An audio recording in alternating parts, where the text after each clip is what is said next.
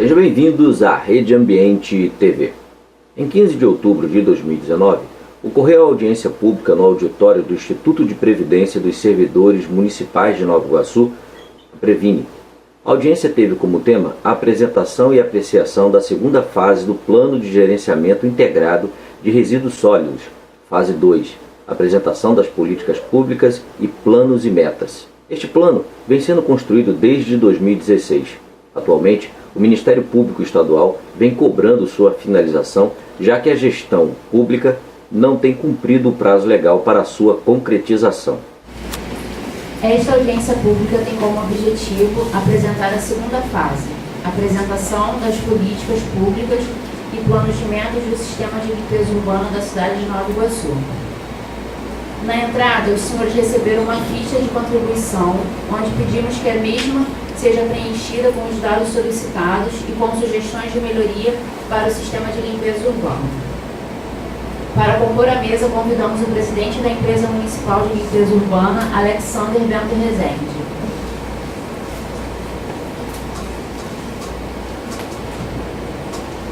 Convidamos o diretor técnico da Empresa Municipal de Limpeza Urbana, o senhor Wesley Pandini.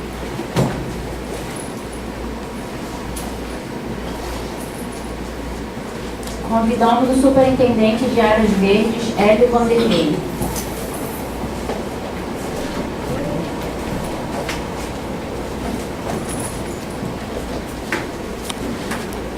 Convidamos também o consultor técnico Manuel Fernando Pereira da Mota.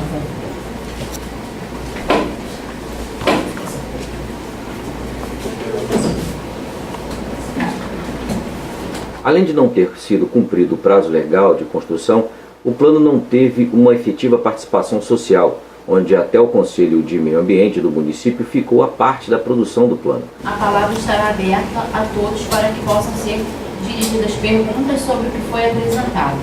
As demais perguntas que ultrapassarem o tempo definido serão respondidas posteriormente por escrito. Agora passamos a palavra para o presidente da Empresa Municipal de Limpeza Urbana, o senhor Alexander Bento Rezende. Boa noite a todos. Antes de mais nada, agradecer a presença de todos que estão aqui nessa noite. Para a gente é de suma importância realizar essa audiência pública. Felizmente, o quórum dessa segunda audiência pública não foi o desejado, não está sendo desejado. Mas a gente vai continuar cumprindo o cronograma que foi planejado e vamos tocar e apresentar as políticas públicas. O Fernando Monteiro vai fazer, Fernando Mota, perdão, vai fazer a apresentação das políticas públicas e vamos tocar, vamos seguir. O plano é de suma importância para o município. Então vamos lá. Agora eu convido o senhor Fernando para fazer a apresentação para a gente das políticas públicas que foram apresentadas aqui no plano. Tá bom, Fernando?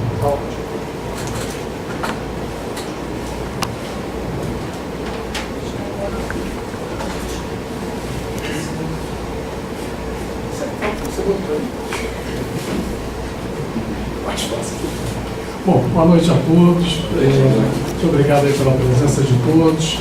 Agradecer em particular aí o Alex, o Wesley pela Lourdes, ao Hélio Vanderlei pela Secretaria de Meio Ambiente e aos demais representantes do Previne e da Prefeitura de Nova Iguaçu. O objetivo dessa reunião é nós falarmos sobre a segunda fase do plano de gestão e gerenciamento de resíduos sólidos aqui de Nova Iguaçu. Nós, no ano passado, fizemos uma primeira audiência em que nós apresentamos o diagnóstico desse plano, né? O diagnóstico é um retrato da situação do sistema de limpeza urbana aqui em Nova Iguaçu, como está a situação do manejo de resíduos sólidos aqui no município. Eu já trabalhei aqui na limpeza urbana por alguns anos e conheço o município com uma certa... Tenho muita identificação aqui com o Nova Iguaçu Então, foi com muito prazer, inclusive, que eu realizei esse trabalho. Ele acabou se estendendo, né, porque a gente começou a fazer isso lá em 2017. Não, 16, perdão. Em 2016, no segundo semestre de 2016, depois teve alternâncias de governo, enfim, agora que nós estamos concluindo com certo atraso, mas enfim, acho que ficou um material assim, de boa qualidade e assim, como o Nova Iguaçu merece, né? Porque é um município que tem muito... O tratamento de resíduos sólidos aqui em Nova Iguaçu sempre foi uma área assim, que o tempo todo que eu tive aqui eu percebi que sempre houve muita dedicação para esse tema. Não é à toa que Nova Iguaçu tem um centro de tratamento de resíduos que é referência não só aqui no estado do Rio de Janeiro, como a nível nacional. Bom, o objetivo do plano, né? O objetivo do plano assim, em síntese, né? É oferecer aos gestores públicos um instrumento justamente para enfrentar essa problemática dos resíduos sólidos, né? Através desse fortalecimento institucional e elaboração de modelos que facilitem essa gestão, né? É uma obrigatoriedade legal, tá? Porque a Política Nacional de Resíduos Sólidos impôs que todos os municípios, estados e até a própria União são obrigados a elaborar um plano de gerenciamento de resíduos, né? Esse plano ele tem um horizonte de 20 anos, né? Nós temos que olhar para o município com essa previsão de 20 anos e ele deve ser revisado de 4 em 4 anos, porque principalmente no mundo de hoje a tecnologia muda, as formas de gestão nem sempre acompanham, então é bom que ele seja revisado sempre o que possível, por isso estabeleceu-se essa prioridade de 4 anos. E a Política Nacional de Resíduos Sólidos também impõe que esse plano ele seja discutido com a sociedade. Então, por isso, essa mobilização social é necessária no processo de elaboração. Além de nós discutirmos no Conselho de Meio Ambiente, discutirmos com associações, associações de catadores, as empresas que prestam serviço aqui em Nova Iguaçu, o universo tem que ser o mais amplo possível para a gente poder captar todas essas percepções. Pode passar lá. Então aqui é um breve resumo das etapas que foram realizadas, né? Nós fizemos inicialmente um cronograma, estabelecemos um plano de trabalho e de mobilização social, fizemos o diagnóstico ainda em 2016, ele foi entregue em dezembro de 2016, fizemos a primeira audiência pública em 2017, então, tivemos uma certa interrupção aí, com algumas cobranças até do próprio Ministério Público, né, porque houve um atraso nessa entrega. E agora sim, nós estamos entrando nessa segunda fase, que é a definição das políticas públicas para a implantação de coleta seletiva, mecanismo de redução na geração de resíduos. Tá? E ao final, depois que nós recolhemos também as contribuições dessa audiência pública, a gente vai fazer um relatório final com o plano na íntegra para ser entregue à população. Para a execução dessa segunda fase, nós tivemos que fazer alguns desenhos de cenários, né? E para isso nós tivemos que estudar como é que está sendo o crescimento da população de Nova Iguaçu. Então aí tem um pequeno quadro que a gente analisa desde a década de 90, né? Passando pelo ano 2000, o ano 2010, esses anos redondos são os anos do censo do IBGE, e a partir de 2010, ali onde tem um asteriscozinho de 2014 e 2019, são estimativas periódicas que o IBGE faz. Tá? Então a estimativa para esse ano da população de Nova Iguaçu é de 821 mil habitantes. Tá? As projeções, analisando essas projeções, nós temos percebido que esse crescimento da população, não só em Nova Iguaçu, ele vem diminuindo, né? Nós não estamos ainda com um decréscimo populacional, mas nós estamos com um crescimento menor. As taxas de crescimento, elas estão variando aí em torno de 0,3% ao ano, taxas assim muito baixas.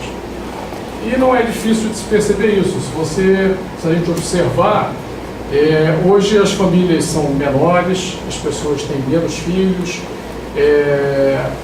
você tem um envelhecimento também da população, a população está se tornando mais velha. Então o Brasil está começando a atingir um padrão próximo dos países desenvolvidos, com uma população mais envelhecida, e a camada jovem ela está diminuindo, né? Aqui aparecem justamente esses crescimentos, né? A linha verde é as taxas de crescimento do Brasil e a linha vermelha a taxa de crescimento do estado do Rio de Janeiro, né? Se nós formos, por exemplo, para o estado do Rio Grande do Sul, hoje a população está diminuindo.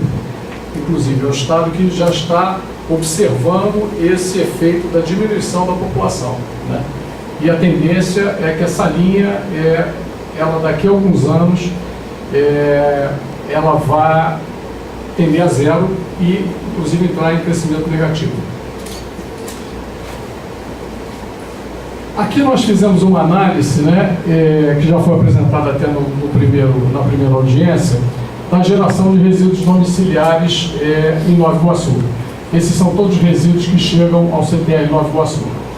Vocês podem observar que esse crescimento, os resíduos domiciliares, eles têm uma tendência. De 2013 houve um decréscimo, a partir de 2015 um aumento, né? E ele está, de certa forma, oscilando, né? A geração de resíduo domiciliar, ela é muito influenciada pela situação econômica do país. Nós, a partir do segundo semestre de 2014, nós tivemos uma crise econômica significativa, e isso afeta diretamente a renda da população. Afetando a renda, tem uma diminuição nessa geração de resíduos, né? Então, a taxa de crescimento desses resíduos, no período entre 2013 e 2017, está em 4,87%. Nos resíduos públicos, o comportamento é um pouquinho diferente, porque os resíduos públicos são os resíduos gerados na limpeza pública da cidade, na varrição das ruas, na varrição de praças, limpeza de logradouros, limpeza de feiras livres. Esse resíduo, ele está intimamente ligado com a quantidade de recursos que a prefeitura, que a Enlurb, loca para realizar esses serviços, né? E a partir de 2015, nós tivemos também, por conta de contratos que foram cortados, né? Na época o Wesley estava até assumindo a diretoria, né, em 2015, né, Wesley? Houve um corte significativo, né, assim, diminuição de caminhões, diminuição de máquinas, até diminuição de efetivo de garis. Isso tem uma repercussão direta na quantidade de resíduos públicos retirados das ruas, né?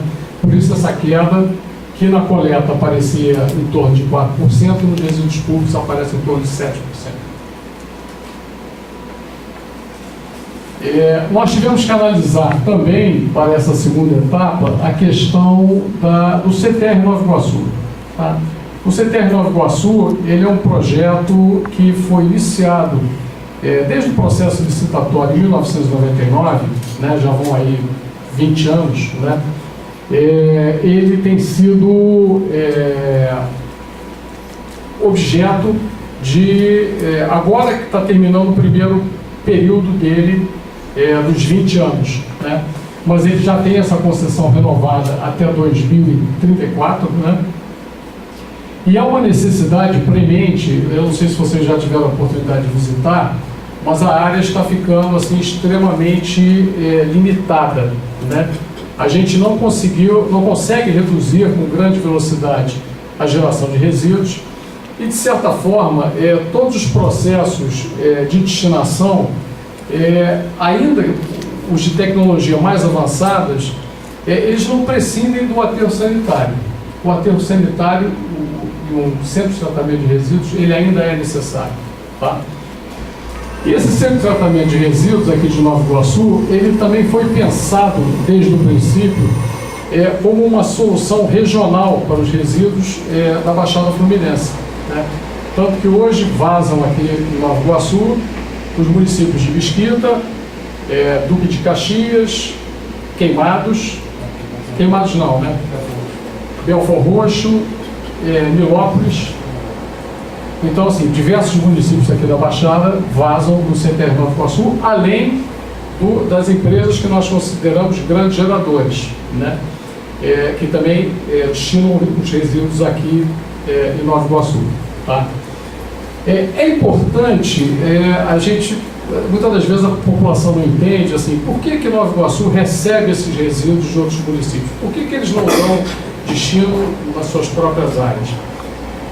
Esse modelo de concessão, quando ele foi pensado de uma forma que ele fosse sustentável econômica e financeiramente, tá? Então, para que isso ocorresse, era preciso que esses resíduos que vêm de fora gerassem receitas para o município. E é o que vem acontecendo hoje, de uma forma que diminua o gasto da Prefeitura de Nova Iguaçu, né?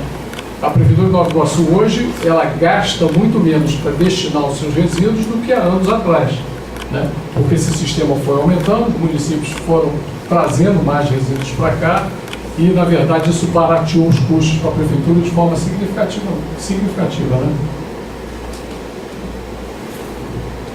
Então, esse contrato de concessão hoje está prorrogado até dezembro de 2034, portanto, mais 15 anos, né? Mais 15 anos. Hoje está se ampliando os vales 1, 2 e 4, que já são explorados, e se busca o licenciamento dos vales 5 e 6, que são vales atrás desse maciço que é explorado atualmente, que está em processo de licenciamento, tá? A tendência para o futuro mais próximo é a busca por um equilíbrio dinâmico pela adoção de políticas públicas que minimizem a geração de resíduos. Ou seja,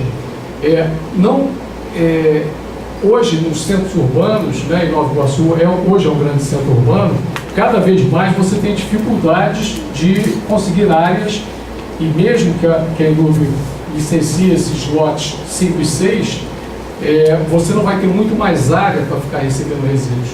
Então é importante que as políticas de minimização de resíduos, isso que a gente estava discutindo, né, cada vez tentar gerar menos resíduos, porque aumenta a vida útil dessas áreas, né? Isso é de suma importância aqui para o município, né?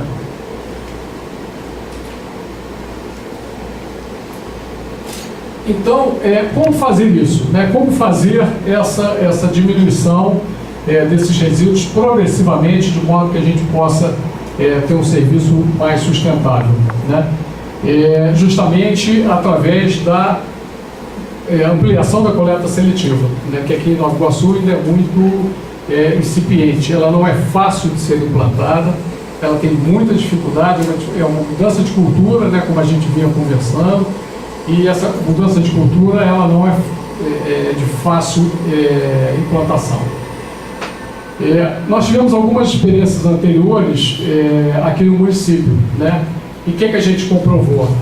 A gente comprovou que houve uma baixa participação da sociedade no processo, muitas vezes pela dificuldade de adesão, e ausência de maiores investimentos também em comunicação e educação ambiental.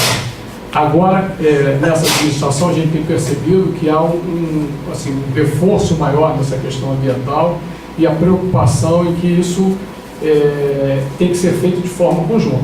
Não dá para se tratar simplesmente a questão da educação ambiental isoladamente. Isso tem que atingir escolas, tem que atingir a população, tem que atingir todas as camadas que influenciam nessa geração de resíduos. Aqui nós temos diretrizes e estratégias para o manejo diferenciado de resíduos. Nós procuramos levantar uma série de índices, né, que avaliem como está essa geração de resíduos aqui em Nova Iguaçu, né? Então, temos aqui, por exemplo, a quantidade de domicílios, né, em Nova Iguaçu, a estimativa de domicílios atendidos, a frequência de atendimento na coleta seletiva que a gente deseja, né? A quantidade de toneladas removida por habitante, que aqui nós temos em torno de 800 gramas por habitante dia, né? 0,79, 800 gramas por habitante dia, que está bem razoável, né? Porque uma cidade, por exemplo, como o Rio de Janeiro, está em torno de 1,05, então a geração per capita por habitante aqui está gerando em torno de 800 gramas, né? A geração por domicílio também a gente avaliou, o percentual de resíduos potencialmente recicláveis, que hoje está em torno de 32% dos resíduos gerados. A gente acredita que até 32% a gente consiga reciclar, claro, numa situação hipotética, né, que é com participação da população, e uma perspectiva de coleta de resíduos inicialmente prevista para cerca de 39,14 toneladas por mês. Tá?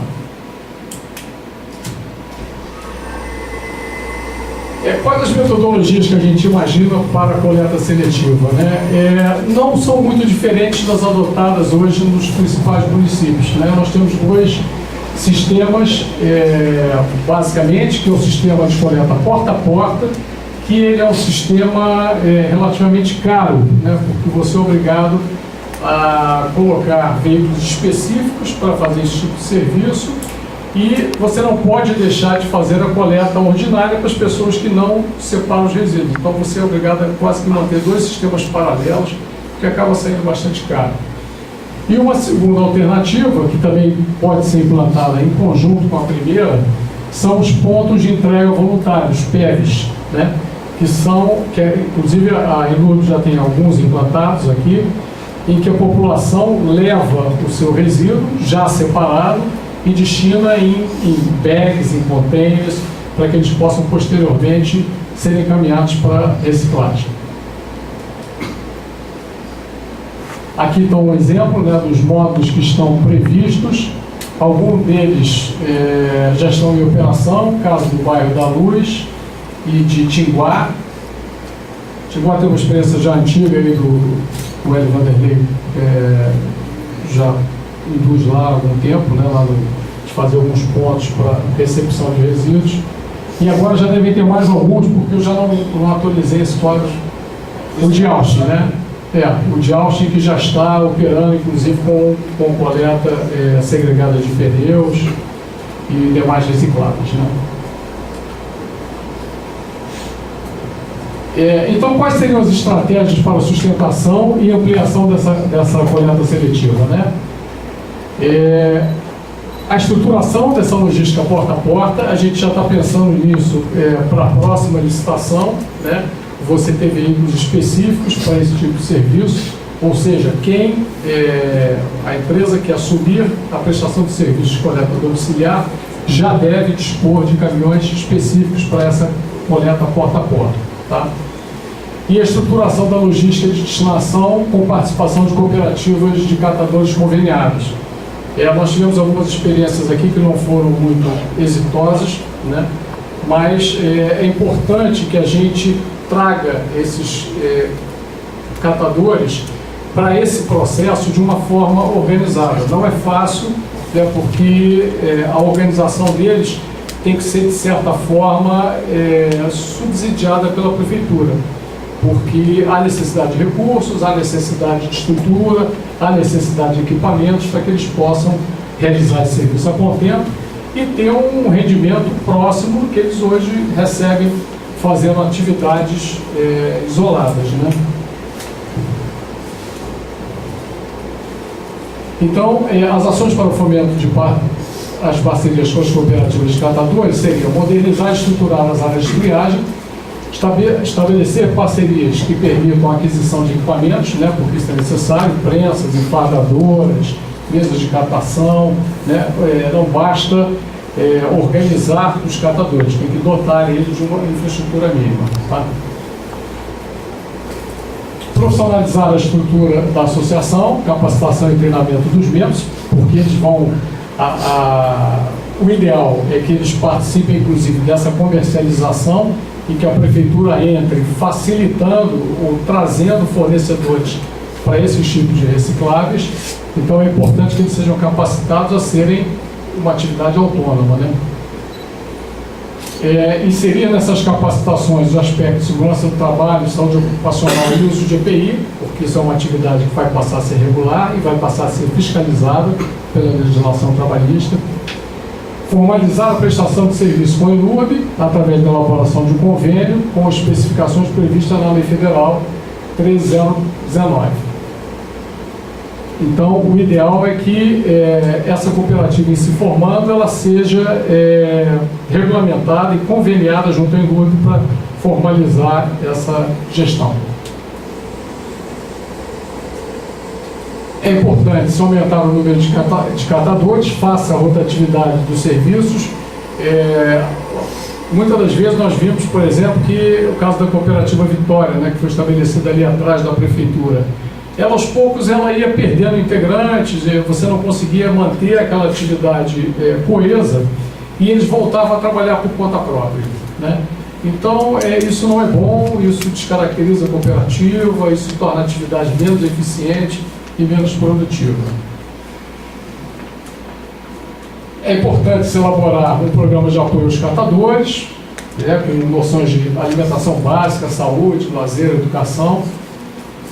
Orientar em relação ao aumento da escala de comercialização de recicláveis, inclusive os resíduos que são mais comercializáveis, trazer para eles facilitação na comercialização desses resíduos, para que eles possam oferir um resultado melhor na atividade deles, né?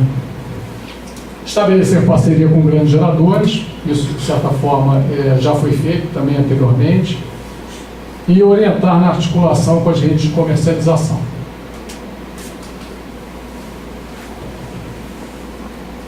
Essa parte aqui também é de suma importância, né? A questão da educação ambiental, a capacitação dos agentes e a comunicação social, né?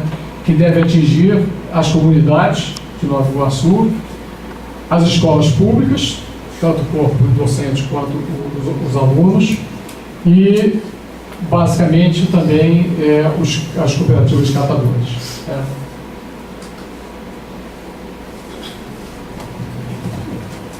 Não sei se eu vou conseguir mostrar todas as metas, que acabou ficando... Vamos abrir o Excel. Sim.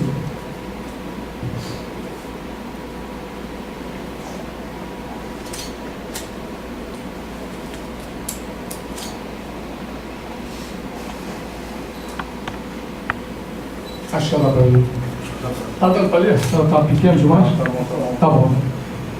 Então, aqui no quadro de metas, nós fizemos o seguinte: seguindo a orientação do plano, nós temos que estabelecer metas de curto prazo, de 1 a 5 anos, de médio prazo, de 5 a 10, e de longo prazo, de 10 a 20. Lembrando que o nosso horizonte de projeto do plano é sempre de 20 anos, né? Então, nós elencamos para todas essas áreas de interesse que nós destacamos agora: a coleta domiciliar, a coleta seletiva, a implantação de PEVs, a limpeza pública. Nós traçamos como está o cenário atual, né? O que é feito hoje em Nova Iguaçu, como é que está o retrato de cada uma dessas atividades de manejo de resíduos, e o que a gente espera, uma orientação técnica, né? Isso basicamente que eu passei, né? Os objetivos, e o que a gente almeja para os próximos anos, né? Então, por exemplo, vamos tratar a questão da coleta seletiva, né? Qual é o cenário atual? Não há coleta seletiva institucional implantada no município. Nós não temos. Institucional nós não temos. Apenas experiências setoriais, tá? Em relação aos PEVs, nós temos implantação de 2, agora são 3, né? 3 PEVs pela ENURB no município. Qual é a orientação técnica passada para essa questão da coleta seletiva pelo plano? Implementar o programa de coleta seletiva a partir de concorrência pública de novembro de 2018. Esse edital que a ENURB está na rua, para os serviços de limpeza urbana, né, não só de coleta domiciliar, como de limpeza pública. Ele já prevê que a empresa que ganhar a licitação, ela deve fornecer caminhões para a realização da coleta seletiva, caminhões, guarnição e implantar a coleta seletiva no município. Estabelecer convênios com as cooperativas já existentes e estimular o associativismo dos catadores, que foi essa questão que a gente colocou em relação à atuação dos catadores dentro do município. Em relação aos PEVs, a orientação técnica, simplificar o layout dos PEVs atuais para facilitar o processo de implantação. Ele não pode ser um dispositivo muito sofisticado, que seja caro para ser implantado, que use um terreno muito grande. Ele deve ter uma simplicidade que permita a sua multiplicação. Esse é o objetivo da implantação dos PEVs. Descentralização do sistema de limpeza urbana, objetivando criar PEVs em áreas pertencentes à INURB e à Prefeitura, porque além dos PEVs que nós temos em áreas públicas, a gente também pode ter isso no nosso local de trabalho, né? Eu posso ter aqui no Previne, eu posso ter na INURB, eu posso ter na Secretaria do Meio Ambiente, enfim, nas escolas. A gente pode criar, porque é aí que se cria essa cultura, né? Só se cria essa cultura da entrega voluntária se você dotar esses espaços de equipamentos que permitam receber esse material. Tá? Então, o que a gente está buscando como meta no plano de gerenciamento de resíduos para a coleta seletiva de 1 a 5 anos? A gente imagina que a gente possa alcançar 10% do total da coleta de resíduos sólidos do município. É uma meta até ousada, né? Você conseguir 10% num período tão curto, mas nós temos que fixar essas metas, né?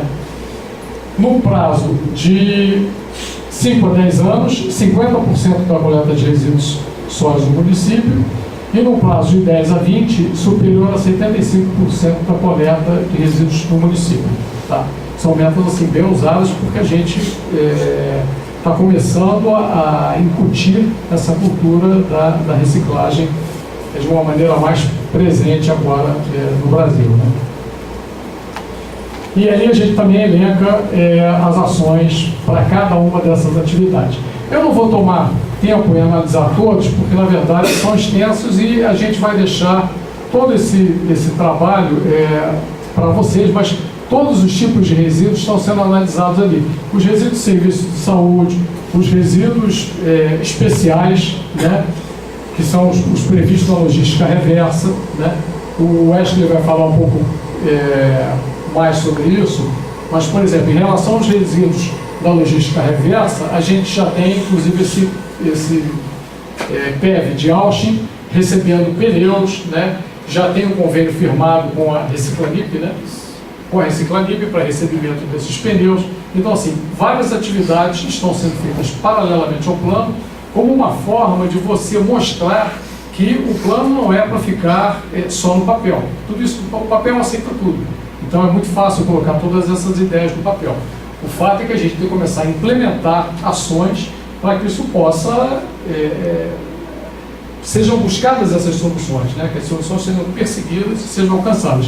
É esse o objetivo do plano.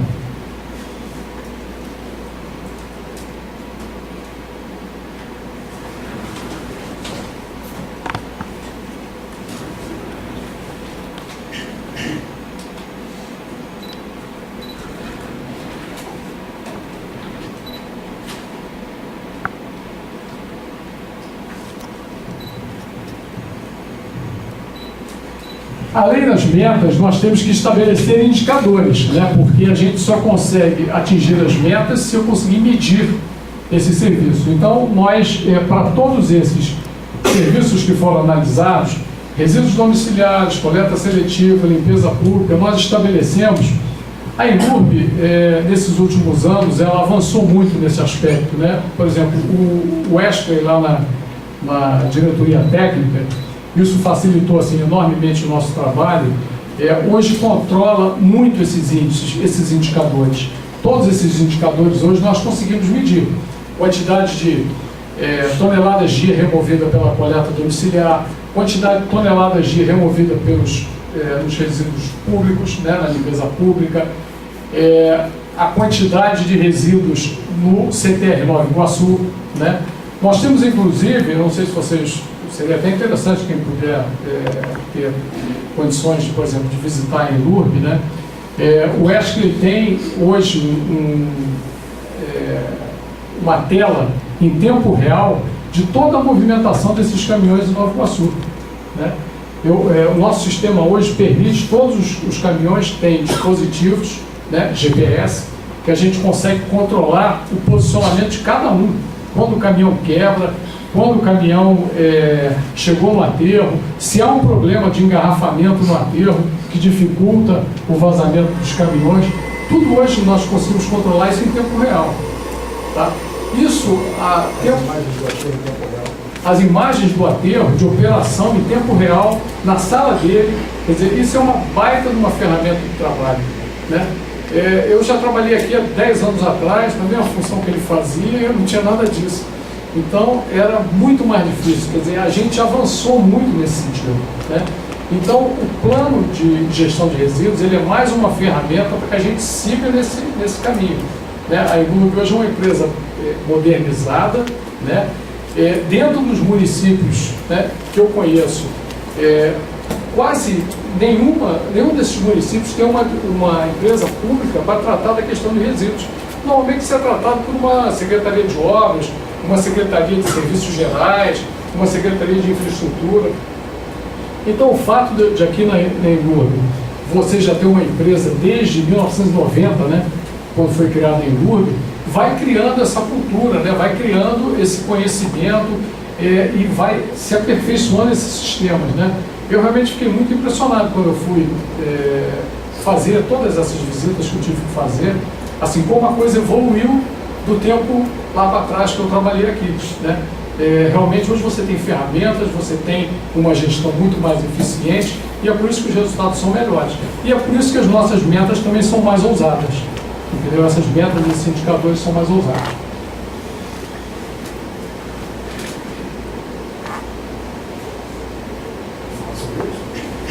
Aqui, na verdade, nós, semelhante às metas, nós estabelecemos também para cada atividade, para cada tipo de serviço, né, coleta domiciliar, coleta seletiva, limpeza pública, nós estabelecemos indicador, objetivos, o cálculo, como é que a gente calcula, porque a gente tem que dizer como é que mede isso, e a unidade de referência, né?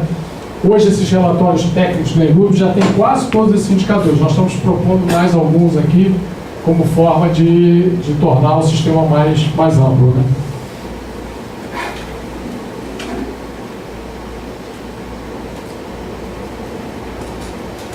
Essa parte agora, acho melhor o Wesley falar, porque são as ações, já que nós vimos discutindo ao longo da elaboração do plano, que ele falou assim: Fernando, a gente não tem que esperar o plano ficar pronto para implementar, a gente já vai fazendo, entendeu? Então, assim, várias dessas coisas, dessas medidas, dessas ações que nós estamos propondo, a Prefeitura de Nova Iguaçu, através da Enlurb, já vem desenvolvendo, e aí acho que o Wesley tem mais condições de falar.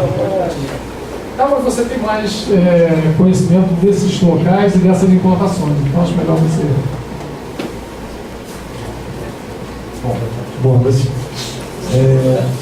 aqui a gente trouxe para essa audiência, né, um pouco das ações que a gente já vem trabalhando dentro da cidade, para poder mostrar também que a gente saiu da inércia, né, como grande parte da população não tem conhecimento com relação a isso, então a gente tentou mostrar um pouquinho disso aqui. Tem algumas fotos ali, não sei se dá para ver muito bem, mas são locais, por exemplo, que são áreas de mitigação, né? Eram pontos viciados que a gente conseguiu transformar em jardins, outros a gente transforma somente fazendo uma cobertura primária naquela área.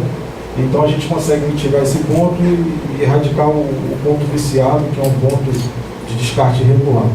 Tem até uma situação, não consegui colocar a foto, mas é bem emblemática, uma situação de 2015, quando eu cheguei aqui, o Hélio me mostrou uma foto lá em Miguel Couto, né, que é uma área de mais de 30 anos, né, que aquilo dali ficava a céu aberto, né, todo mundo divisa com Belfor Roxo, descartando resíduo ali em Miguel Couto, perto do corredor esportivo.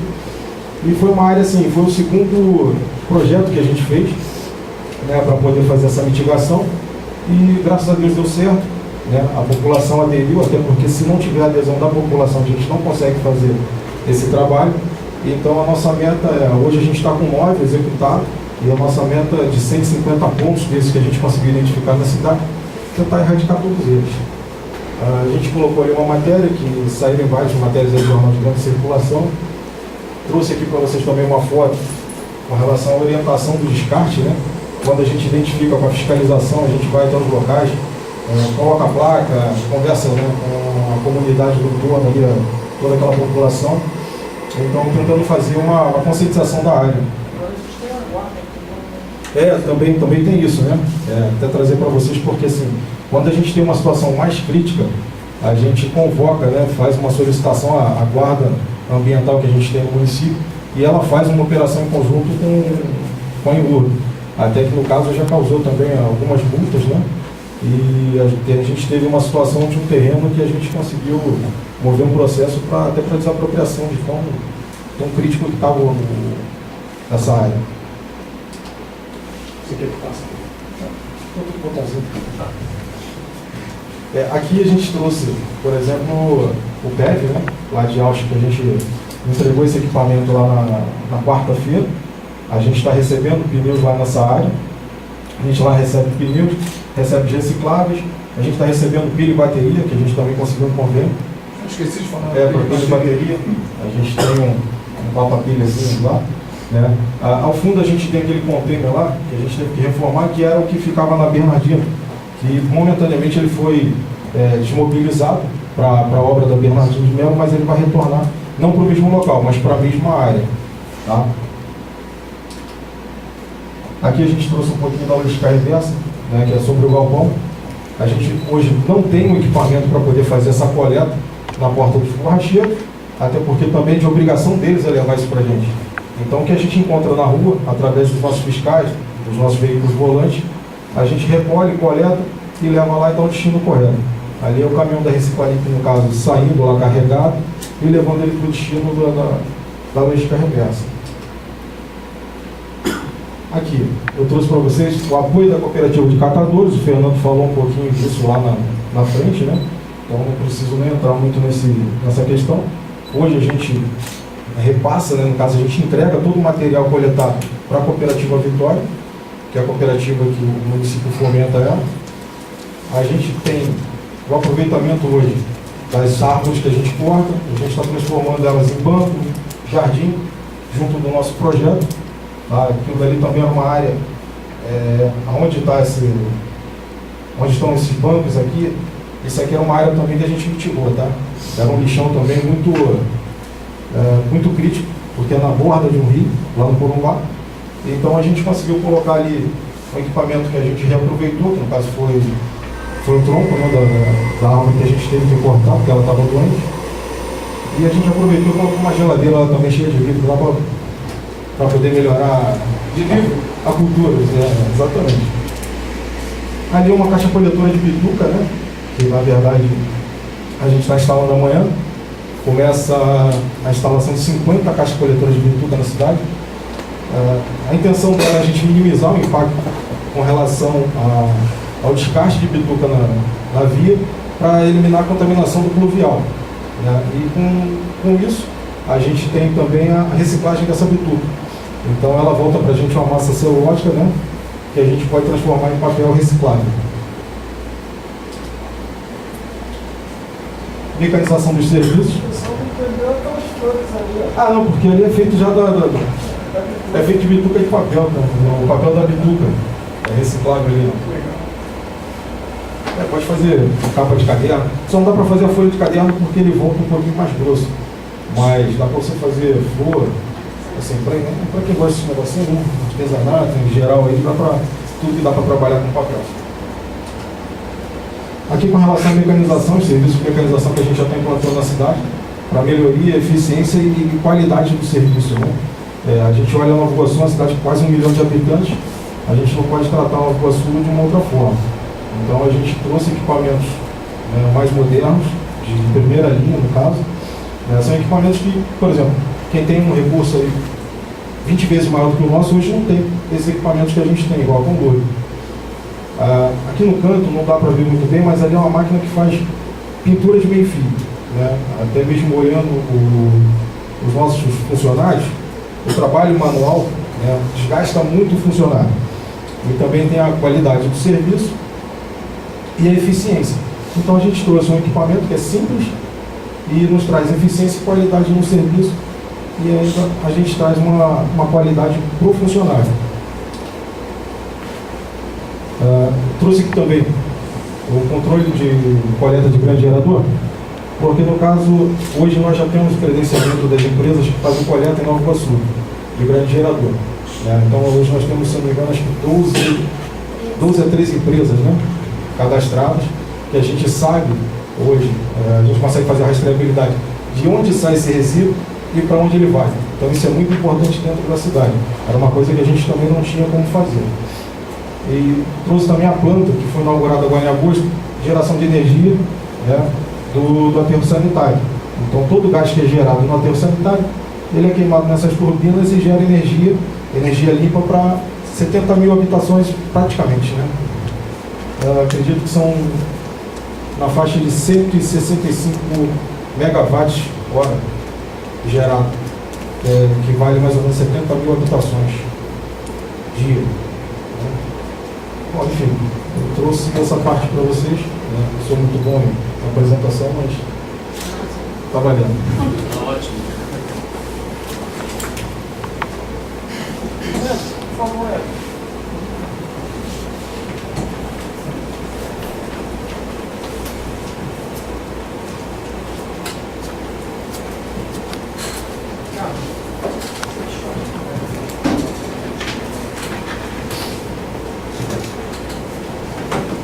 Doutor Hélio Vanderlei, nosso superintendente de áreas verdes, com a palavra Obrigado, presidente. Boa noite a todos e a todas. Em nome do secretário Fernando Cid, peço desculpa. Ele tinha um compromisso, não pôde comparecer e pediu gentilmente que eu viesse representá-lo aqui nessa audiência pública. Muito obrigado.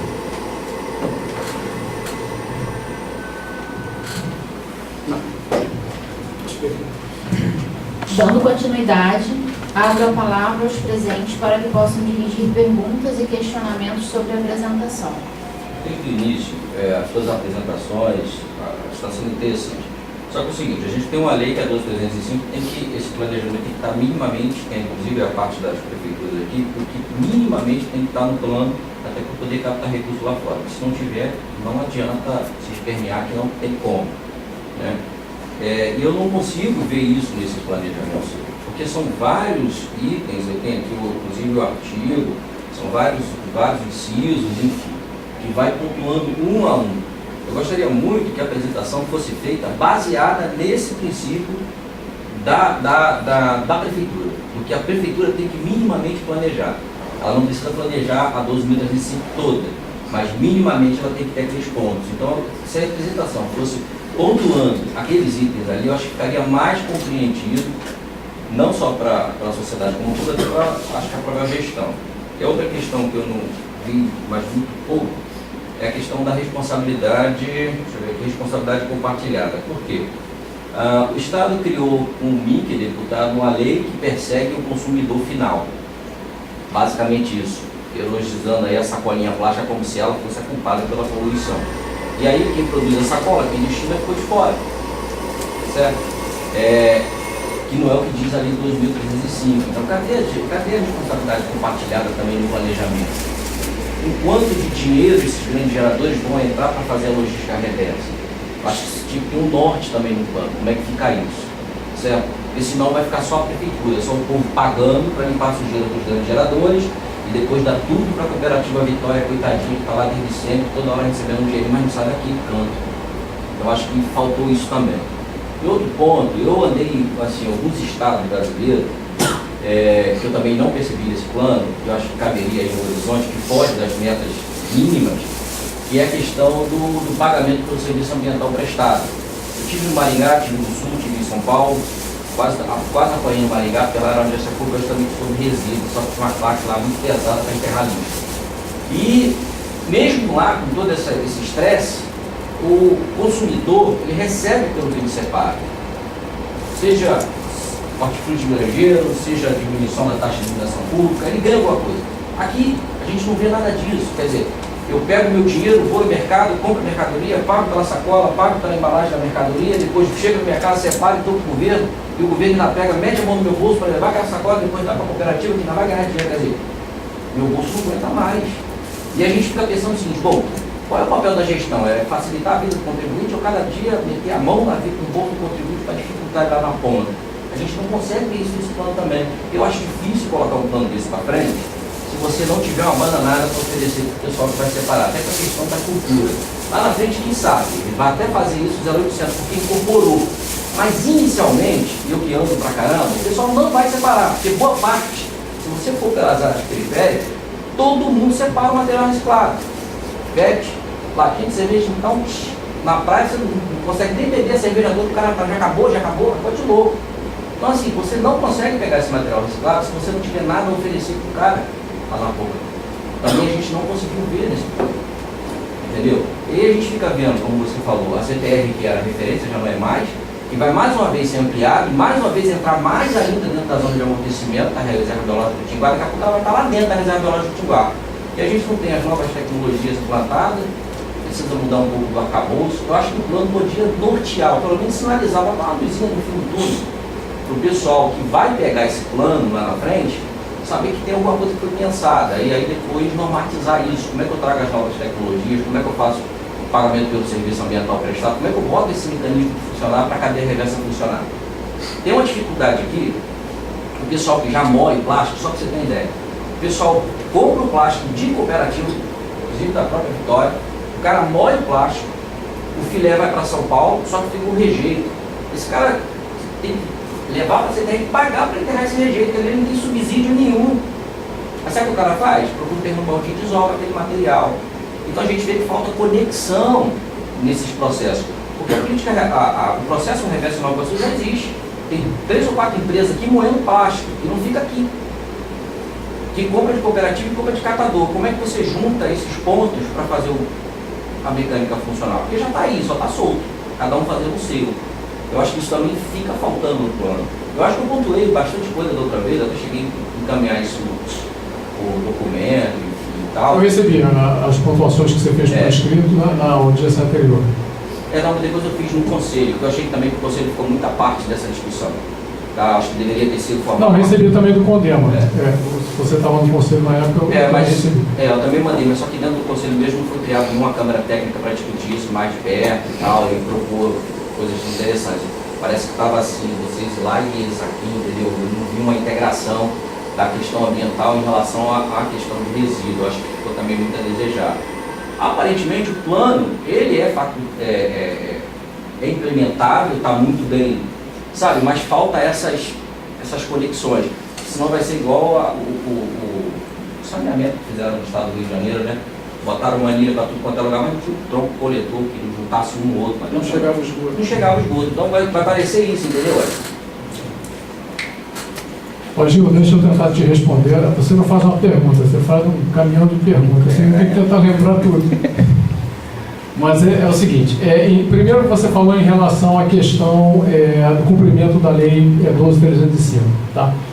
Quando a gente elabora o plano, todos esses requisitos que são apontados na 12.305, eu tenho que atender, tá? Porque isso é prerrogativa para o plano ser aprovado. Então, assim, o que você está vendo aqui na apresentação, na verdade, é uma síntese do plano. Após a elaboração do relatório final, o plano tem que ficar à disposição. Você tem que ler o plano. O plano são 2 volumes, assim, bem razoáveis. E a gente aborda todas essas questões, porque é uma necessidade legal que sejam abordadas, tá? Você comentou também em relação à questão da coleta seletiva, de você oferecer alguma coisa... Como é feito em outros estados. A gente não pode induzir isso no plano, assim, mas isso tá seja uma política pública da prefeitura, de alguma forma oferecer para que você tenha comprar esse reciclável da população. Mas isso está na 12.305, não é comprar, é Não. pagamento pelos serviços ambientais prestados. Isso está na 12. Eu sei, mas assim, Não dessa forma. Não dessa forma. Não Mas dessa tá. forma que você quer. É diferente Está como ela está escrita, é diferente como você quer. Sim, não é como eu quero, não. Não é Assim, como eu quero. Gil, tem uma característica que é o seguinte. Não é como eu quero, não. É como eu vi sendo feito lá Não, fora e eu tudo vi bem. dando resultado. Lá Eu acho fora- que. Não, lá fora eu estou dizendo São Paulo, Lá não estou fora- dizendo outro país, não. Tô falando Tá, mas aqui. olha só, aqui a gente primeiro tem que caminhar. Às vezes você lê uma coisa e você quer induzir outra. Então são situações totalmente diferentes. Eu acho que a gente tem que primeiro avançar. Você tem que interpretar a legislação como ela deve ser, não como você quer interpretar. E a gente trabalhar nela dessa forma. E é isso que a gente está trabalhando. A gente está trabalhando para a população, não somente para o ente. Mas é só complementando essa. Não é como eu quero, é como eu inclusive no início da minha fala. Eu vi isso em Maringá, eu vi isso no Sul, alguns municípios do Sul, vi em São Paulo, inclusive numa favela em São Paulo, o caminhão para embaixo na favela, o pessoal desce com material reciclado e sobe couve, banana e coisa e tal, e funciona. Isso aqui na favela aconteceu. Entende? Então não é porque eu quero, não, é porque assim, eu acho que se você tem bons exemplos que está funcionando, por que não trazer e implementar esse bom? O Hélio quer fazer um comentário aqui em relação a isso, eu vou passar aqui dentro. Eu acho que tem algumas ponderações que o Giovanni coloca que tem lógica no sentido da política nacional de sólido. Tem lógica, porém não tem viabilidade. São duas coisas que a gente tem que entender.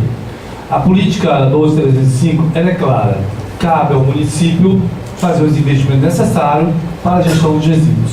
Cabe ao município incentivar a criação e o fortalecimento das cooperativas e catadoras, inclusive as contratando, as contratando para a prestação de serviços. E para isso as cooperativas têm que estar organizadas, tem que ter licenciamento ambiental, tem que ter infraestrutura. Esse é um problema, As cooperativas geralmente não têm os documentos de forma correta, não tem licenciamento ambiental, o seu prédio é precário, porque, óbvio, não é uma empresa que consegue empréstimo no Banco do Brasil, né, Giovanni? O cara não vai lá e consegue recursos do Banco do Brasil para fazer os investimentos, como os empresários conseguem, muitas vezes, no setor privado, investimentos de longo prazo, com valores de juros bastante razoável. Segundo, são catadores, não são empresários. Eles não foram preparados para administrar a gestão de resíduos sólidos. Eles viviam em lixões, em rampas, ou catando porta a porta, ou no comércio local. Então é uma outra dificuldade que é fomentar a estruturação da cooperativa, fomentando a capacitação e a qualificação. Isso significa investimento. E investimento é uma coisa que a gente não tem se a gente olhar o orçamento, né, tanto da ENLURB quanto do município. Então nós estamos numa encruzilhada, que é um problema. Eu defendo que o município faça a qualificação, capacitação, que o município tenha um centro de triagem dele próprio e que possa ali sediar 1, 2 ou 3 cooperativas e contratá-las através de contratos, porque a lei, tanto a 12.305 como a 8.666, permite que o município contrate sem licitação as cooperativas para a prestação de serviço de coleta, separação e beneficiamento dos reciclados. O mundo ideal é esse, que a gente consiga. Então, a lei, ela possibilita que o município, o está correto, né, faça os investimentos. O segundo aspecto é a questão da lógica reversa. Na 12.305, o governo federal determinou, né, em acordo com os empresários, que faria os setoriais. Setorial de pneu, de embalagem, de lâmpadas, e o setor empresarial ficou empurrando com a barriga durante muito tempo, não construiu uma política nacional junto com o governo federal. Por quê? Porque isso custa dinheiro, isso é investimento. E aí o governo do estado do Rio de Janeiro criou uma lei no ano passado, o Gil sabe melhor do que eu, né, que foi aprovada pela LERJ, e que o INEA agora tem um portal onde todas as empresas que fabricam, que importam ou comercializam produtos ou comercializam produtos embalados, que são as embalagens do mercado, devem iniciar um processo de coleta seletiva. E aí a lei define como as empresas, por exemplo, do setor de embalagens, devem dialogar com o município ou fazer investimento na central de triagem do município, ou, como diz o Giovanni muito bem, fazendo acordo com as cooperativas e construindo prédio, equipando, mobiliando, comprando EPI, treinamento, logística, ok? Para que essa cooperativa possa fazer a coleta seletiva das embalagens que interessa o setor de embalagens. Isso é um item. Está falando de lâmpada, que é precário, de pilha, que é precário, de pneus, que a lógica reversa ela é pela metade, porque o município tem que fazer a coleta, seja nas borracharias ou seja nas ruas, levar para um galpão alugado e depois vem uma conveniada coletar o pneu. Aí é mole, né, Gilvonei? Sabe por quê? Porque o município fica com o custo da coleta e a empresa que faz a destinação final, seja para cimenteiro ou seja para qualquer outro triturar ou transformar, fica com o benefício. Então tem alguns gargalos. Responsabilidade compartilhada. Compartilhada. Tem alguns gargalos que a lei, inclusive a lei 12.305, não tem financiamento para isso. Ela diz que o município é responsável. E aí a taxa de cobrança do lixo, onde é que ela está? No IPTU. E que é um problema. Que qualquer cidade desse país, se arrecada de IPTU é 60%. E olhe lá se chegar a isso. Significa que a gente arrecada menos do que a gente gasta para fazer a gestão dos resíduos. O plano apresentado talvez não seja perfeito. E a gente reconhece isso. Não tem perfeição no plano. Inclusive porque a cada 4 anos a gente tem que fazer a revisão dele, readequar a realidade do município. Terceiro, a cultura da educação ambiental nesse município, da administração pública, nunca foi adequada. Os investimentos no departamento de educação ambiental, por exemplo, da ILUB, que deveria ter um departamento de educação ambiental para cuidar exclusivamente das campanhas de coleta seletiva nas escolas municipais, nas privadas e nas comunidades, não tem recurso para fazer investimento no departamento de educação ambiental.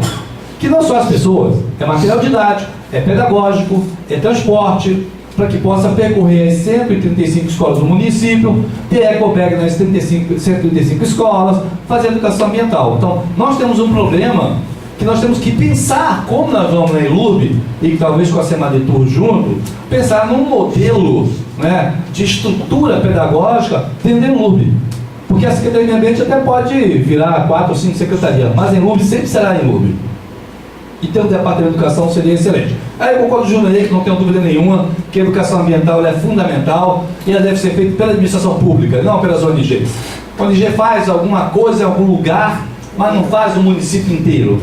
Né? Pode até ter um projeto piloto de coleta seletiva, mas não é poder público fazer a gestão. No aspecto, eu volto a falar, e o Gilvonei tem razão, temos muitas divergências, mas também temos muitas concordâncias, a questão dos geradores do Nova Iguaçu.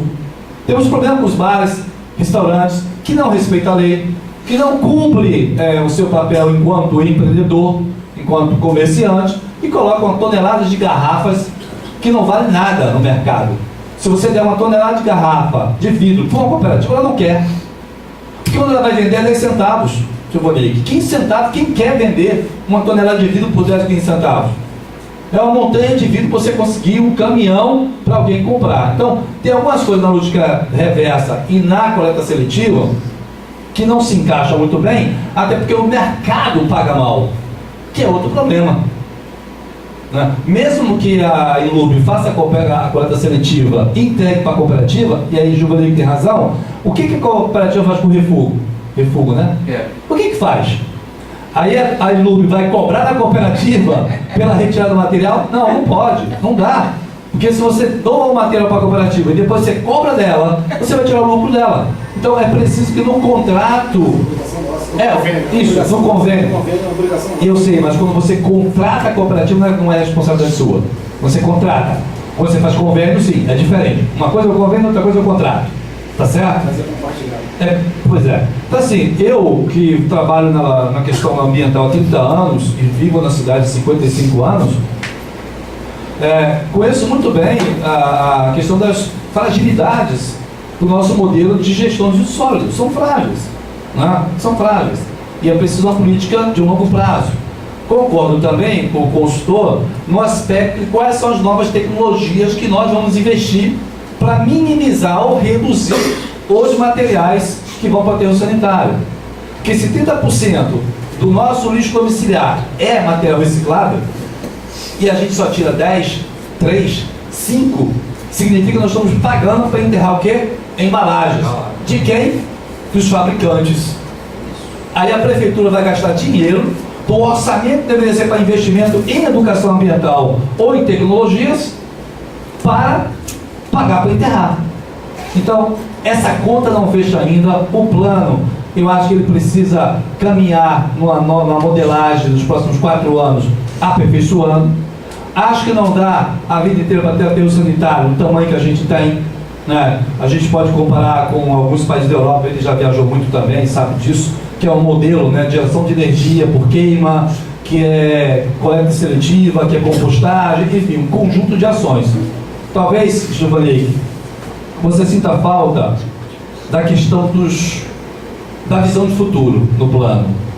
Eu concordo contigo. Uma visão de futuro talvez mais ousada, para que a gente possa propor, né, talvez uma modelagem, um estudo de modelagem. Talvez o plano deveria apontar um estudo de modelagem, ok? Para que a gente possa pensar nos próximos 4 ou 6 anos qual é a solução para minimizar o volume de resíduos que é destinado ao aterro sanitário. Não só com a coleta seletiva, ok? Porque a coleta seletiva é 30%. Só vou encerrar por dar para você. Coleta seletiva é 30%. Os outros 70%. Estamos falando de resíduo domiciliar. Vai enterrar. Ou vai ser compostagem, ou no final vai enterrar uma parte. Então, de qualquer forma, eu acho que a audiência pública é um espaço maduro, é um espaço de troca, é um espaço de coletar informações, de refletir mesmo. E aí, para mim, o que é pior, Giovanni, para encerrar, a gente tem que gastar 60 milhões de reais do orçamento próprio para cobrir aquilo que a taxa de lixo deveria ser paga, taxa de limpeza pública, deveria ser paga pelo cidadão, que gera o lixo sim, somos nós que geramos o lixo. E se eu tivesse que pagar caro por isso, eu ia separar quanto mais, eu ia dar um jeito para reduzir o meu custo, né, como a gente faz no cartão de crédito. Não uso cartão de crédito porque a taxa de juros é muito alta. Mas eu jogo lixo em qualquer esquina porque não sou punido, não sou preso, né, e todo mundo fecha os olhos. Quando o cidadão, classe média dessa cidade, joga nas esquinas, entulho, porque não teve a coragem ou a boa vontade de ligar para a Enlurb para no 0800 pedir a coleta. E eu cansei de abordar pessoas em carros de luxo dessa cidade jogando entulho na esquina. E sabe o que a gente ouve? Ah, não é assim mesmo, a prefeitura deixou fazer um lixão aqui, eu vim aqui e coloco meu lixo também. Então, é uma questão de cultura, de educação, de fiscalização, de investimento e de tecnologia. Desculpa se eu me alonguei, mas eu queria fazer também algumas colocações, já que o Cid não está aqui, me deu a responsabilidade de representá-lo, talvez na altura que ele merece, porque ele é muito mais experiente do que eu e, além disso, também é um cara político, tem visão política do legislativo. O legislativo também tem que participar desse processo. E tem que buscar no legislativo geral o IPTU da conta, da taxa de lixo do IPTU. Senão a gente está perdendo dinheiro no investimento. Desculpa, senhor Melo, só pegar alguns pontos da fala dele. É só para pegar um ganchozinho aqui do que o Hélio falou, principalmente sobre a questão da taxa de coleta de lixo, porque isso foi assim exaustivamente estudado no início do processo. Tá? Eu sou engenheiro por formação, e assim, engenheiro gosta de número, e se a conta não fecha, a gente abandona aquela solução. Então, assim, por isso que você vai ver, assim, diversas vezes, a gente tentar chegar em resíduos sólidos, se o equilíbrio econômico financeiro não for atingido, nada se faz. Então, é aquele negócio, o ótimo é inimigo do bom. Se você não faz nada, você continua com o seu problema em cima da mesa. Para você ter uma ideia, aqui em Nova Iguaçu, a taxa de coleta de lixo, essa que o Hélio citou, que você paga no seu IPTU, ela cobre 19% do orçamento da Enlurb. 19%. Sabe o que significa isso? Que o Tesouro de Nova Iguaçu entra com 81%. Então, assim, isso é o que ele falou, a inadimplência do IPTU é altíssima. E não é aqui em Nova Iguaçu, não, é em qualquer canto. Tá? Então, assim, você está onerando o Tesouro para cobrir os gastos anuais da Enlurb. 81% desse recurso é desviado para o pagamento dos serviços de coleta, de limpeza e de destinação de lixo. Tá? Cada morador aqui em Nova Iguaçu paga de taxa de coleta de lixo cerca de R$17 por ano. Por ano. Isso significa pouco mais de R$1 por dia. Não é um preço caro. Não é um preço caro. Se você tem o seu lixo coletado na sua casa, dia sim, dia não, passa um caminhão, 3 garis, tira o seu lixo, você paga R$1, pouco mais de R$1 por mês, é muito barato. E é por isso que o serviço não se sustenta. Tá? Quanto é que você paga na sua conta de celular? Quanto é que você paga na sua conta de gás? Quanto é que você paga na sua conta de luz? Por que você paga R$1 de lixo? Eu pago R$1,29. Hã? Eu pago R$1,29 toda vez que o lixo chega na minha porta. R$1,29. Não é uma cerveja, não é um chiclete. Não. Essa conta não, é Não, porque o meu IPTU é R$180 de taxa de lixo. O meu IPTU tem 180 de taxa. O lixeiro vai 144 vezes na minha casa por ano. Dividir 180 por 144, tem R$1,29. Então, eu gasto, eu pago R$1,29. Por coleta. Por coleta. Sim, Sim, mas é variável de acordo com o IPTU de cada região da cidade. Aí varia. Você pegou pela média. Você pegou pela média, eu peguei na parte sim, você em particular. A gente ainda tem uma característica que é complicada, porque, por exemplo, se você tem uma região, uma residência que tem dois habitantes, né? Você não, tem uma geração. No caso a gente tem que olhar também pelo per capita. A gente não tem que olhar pela habitação, porque a gente tem habitação no município, por exemplo, e ela não paga. Não paga IPTU, é por isso que a média cai. E É por isso que esse 10, custo 20 cai. habitantes dentro daquela habitação. Então, assim, a geração de resíduo ali é muito grande.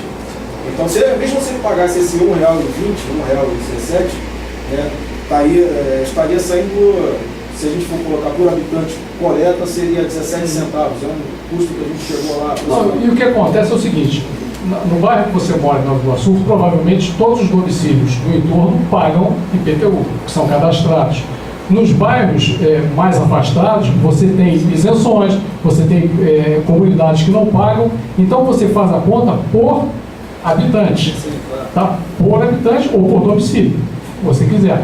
Então, assim, o valor é muito baixo, Gil, pago e não custeia o serviço, tá? É por isso que você tem dificuldade, por exemplo, você falou na questão de destinação final. Hoje nós temos novas tecnologias para se tratar, independente do aterro sanitário.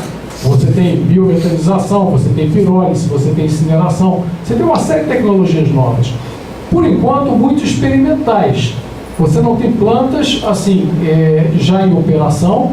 Agora você tem uma de biometanização na Conurb, no Caju, para 50 toneladas. No Rio, né? No Rio, para 50 toneladas. Tá? Nova Iguaçu gera por dia 700 toneladas. Você está falando de menos de 10%. Entendeu? Então, assim, as tecnologias elas vão sendo implantadas à medida que essa conta econômica que a gente faz, ela fecha.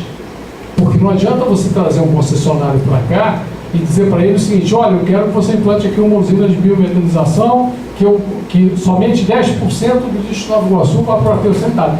Essa conta não fecha. A modelagem não fecha.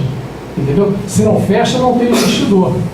O aterro sanitário daqui, ele na verdade, o CTR Nova Iguaçu, ele, durante um grande período da sua existência, ele sobreviveu por conta dos ganhos de terceiros, né? Dos ganhos de grandes geradores, de outros municípios que viabilizaram isso, né? Porque se não fechar essa conta, simplesmente ele entrega a concessão e vai embora. Entendeu? É o que está fazendo agora o VLT lá no Rio de Janeiro, por exemplo, concessão de transporte no centro da cidade. Você me prometeu 300 mil passageiros, eu estou recebendo 40 mil, não fecha, está aqui o seu negócio. Mas é que está a minha pergunta, eu queria fazer para o senhor como administrador da Enurb. Assim, eu vi que todos os seus comentários colocam que tem que terceirizar, tem que ser uma empresa que vai explorar esse serviço e a prefeitura vai pagar. Sendo que isso é contramão dos outros países. Aí tem exemplo de outros países. Isso é política pública dos outros países. Eles não terceirizam. Eles seguram esse custo. Porque lixo é um negócio sério. Né? Então a gente pega outros países aí, não tem esse negócio de ficar. E aí bate no seu estudo que é a falta de continuidade. O senhor veio aqui há 10 anos atrás. Está voltando agora. Por quê? Porque não tem continuidade dos governos. Os governos não tem um material humano que seja especializado e que fique. Por exemplo, essa administração agora, ela toca uma política do lixo. Aí daqui a pouco sai, aí boa parte dessa mão de obra que hoje trabalha na prefeitura também sai, porque a maioria é comissionado. Então esse é o grande problema, não só de Nova Iguaçu, da Baixada. Não tem continuidade, né? E o Rio, aí nesse aspecto ele tem uma vantagem, porque lá é uma empresa pública. Aqui também é. Não, digo o seguinte, a mão de obra... a mão de obra lá é deles. Entendeu? Então eles qualificam a mão de obra, equipamento, aí a minha segunda pergunta. Esse equipamento que tem hoje, Nova Iguaçu, é próprio ou ele é alugado? O imóvel é alugado. A maioria é alugada? Não, o imóvel é alugado. Não. Equipamento. Caminhões, veículos. Não, é terceirizado. É terceirizado. Que é um outro problema. Mas é igual no Rio. No Rio toda a frota... Não, mas é que eu digo que é um outro problema, que aí você anda em outros lugares do Brasil, que são locais que o orçamento é muito menor e os caras conseguem comprar equipamento, conseguem ter os funcionários próprios. Então por que a gente não consegue? Essa que é a grande dúvida. Porque se outros lugares que não tem recurso também, aliás, tem recurso, não tem recurso, nós ainda temos, não tem recurso, eles conseguem fazer, o que está faltando? Eu acho que falta planejamento. E aí eu concordo com o Hélio, falta um planejamento a longo prazo. Porque não dá para continuar desse jeito. Daqui a pouco não tem lugar para enterrar mais nada. Né? E a gente vê, eu fui numa feira de reciclagem, hoje se recicla tudo. Caixinha de leite vira casa. A tecnologia hoje está avançada. E por que a gente não consegue avançar? Sabe? Eu acho que o grande problema é esse. Não tem continuidade, não é um problema de Nova Iguaçu, é um problema da Baixada Fluminense. Entendeu? Que as administrações elas são passageiras, e aí a mão de obra que fica há 4 anos não é a mesma que vai ficar depois. Não existe uma preocupação em promover um concurso para qualificar em certas áreas, não digo em todas, mas certas áreas. Você tem que ter uma continuidade, não pode parar. Você não pode, igual acontece, muda o prefeito, fica sem recolher lixo. Porque até contratar outra empresa, entendeu? Então é um negócio absurdo. E a gente está no século XXI e está acontecendo isso ainda. E eu acho, Ulisses, então assim, eu acho que faltou essa ousadia, tanto foi falar de ousadia, em apontar isso. Não dá para a gente continuar nesse sistema dessa mão de obra passageira. A gente tem que ter pelo menos um número que vai dar para tocar uma política pública de reciclável, mas permanente. Entendeu? Permanente. De resíduos, no caso. Ulisses, deixa eu tentar te responder. Em relação à questão da empresa pública, tá? Você fez um comparativo aqui entre a Conlurb e a Enlurb. Eu trabalhei na Conlurb também durante 15 anos. Tá?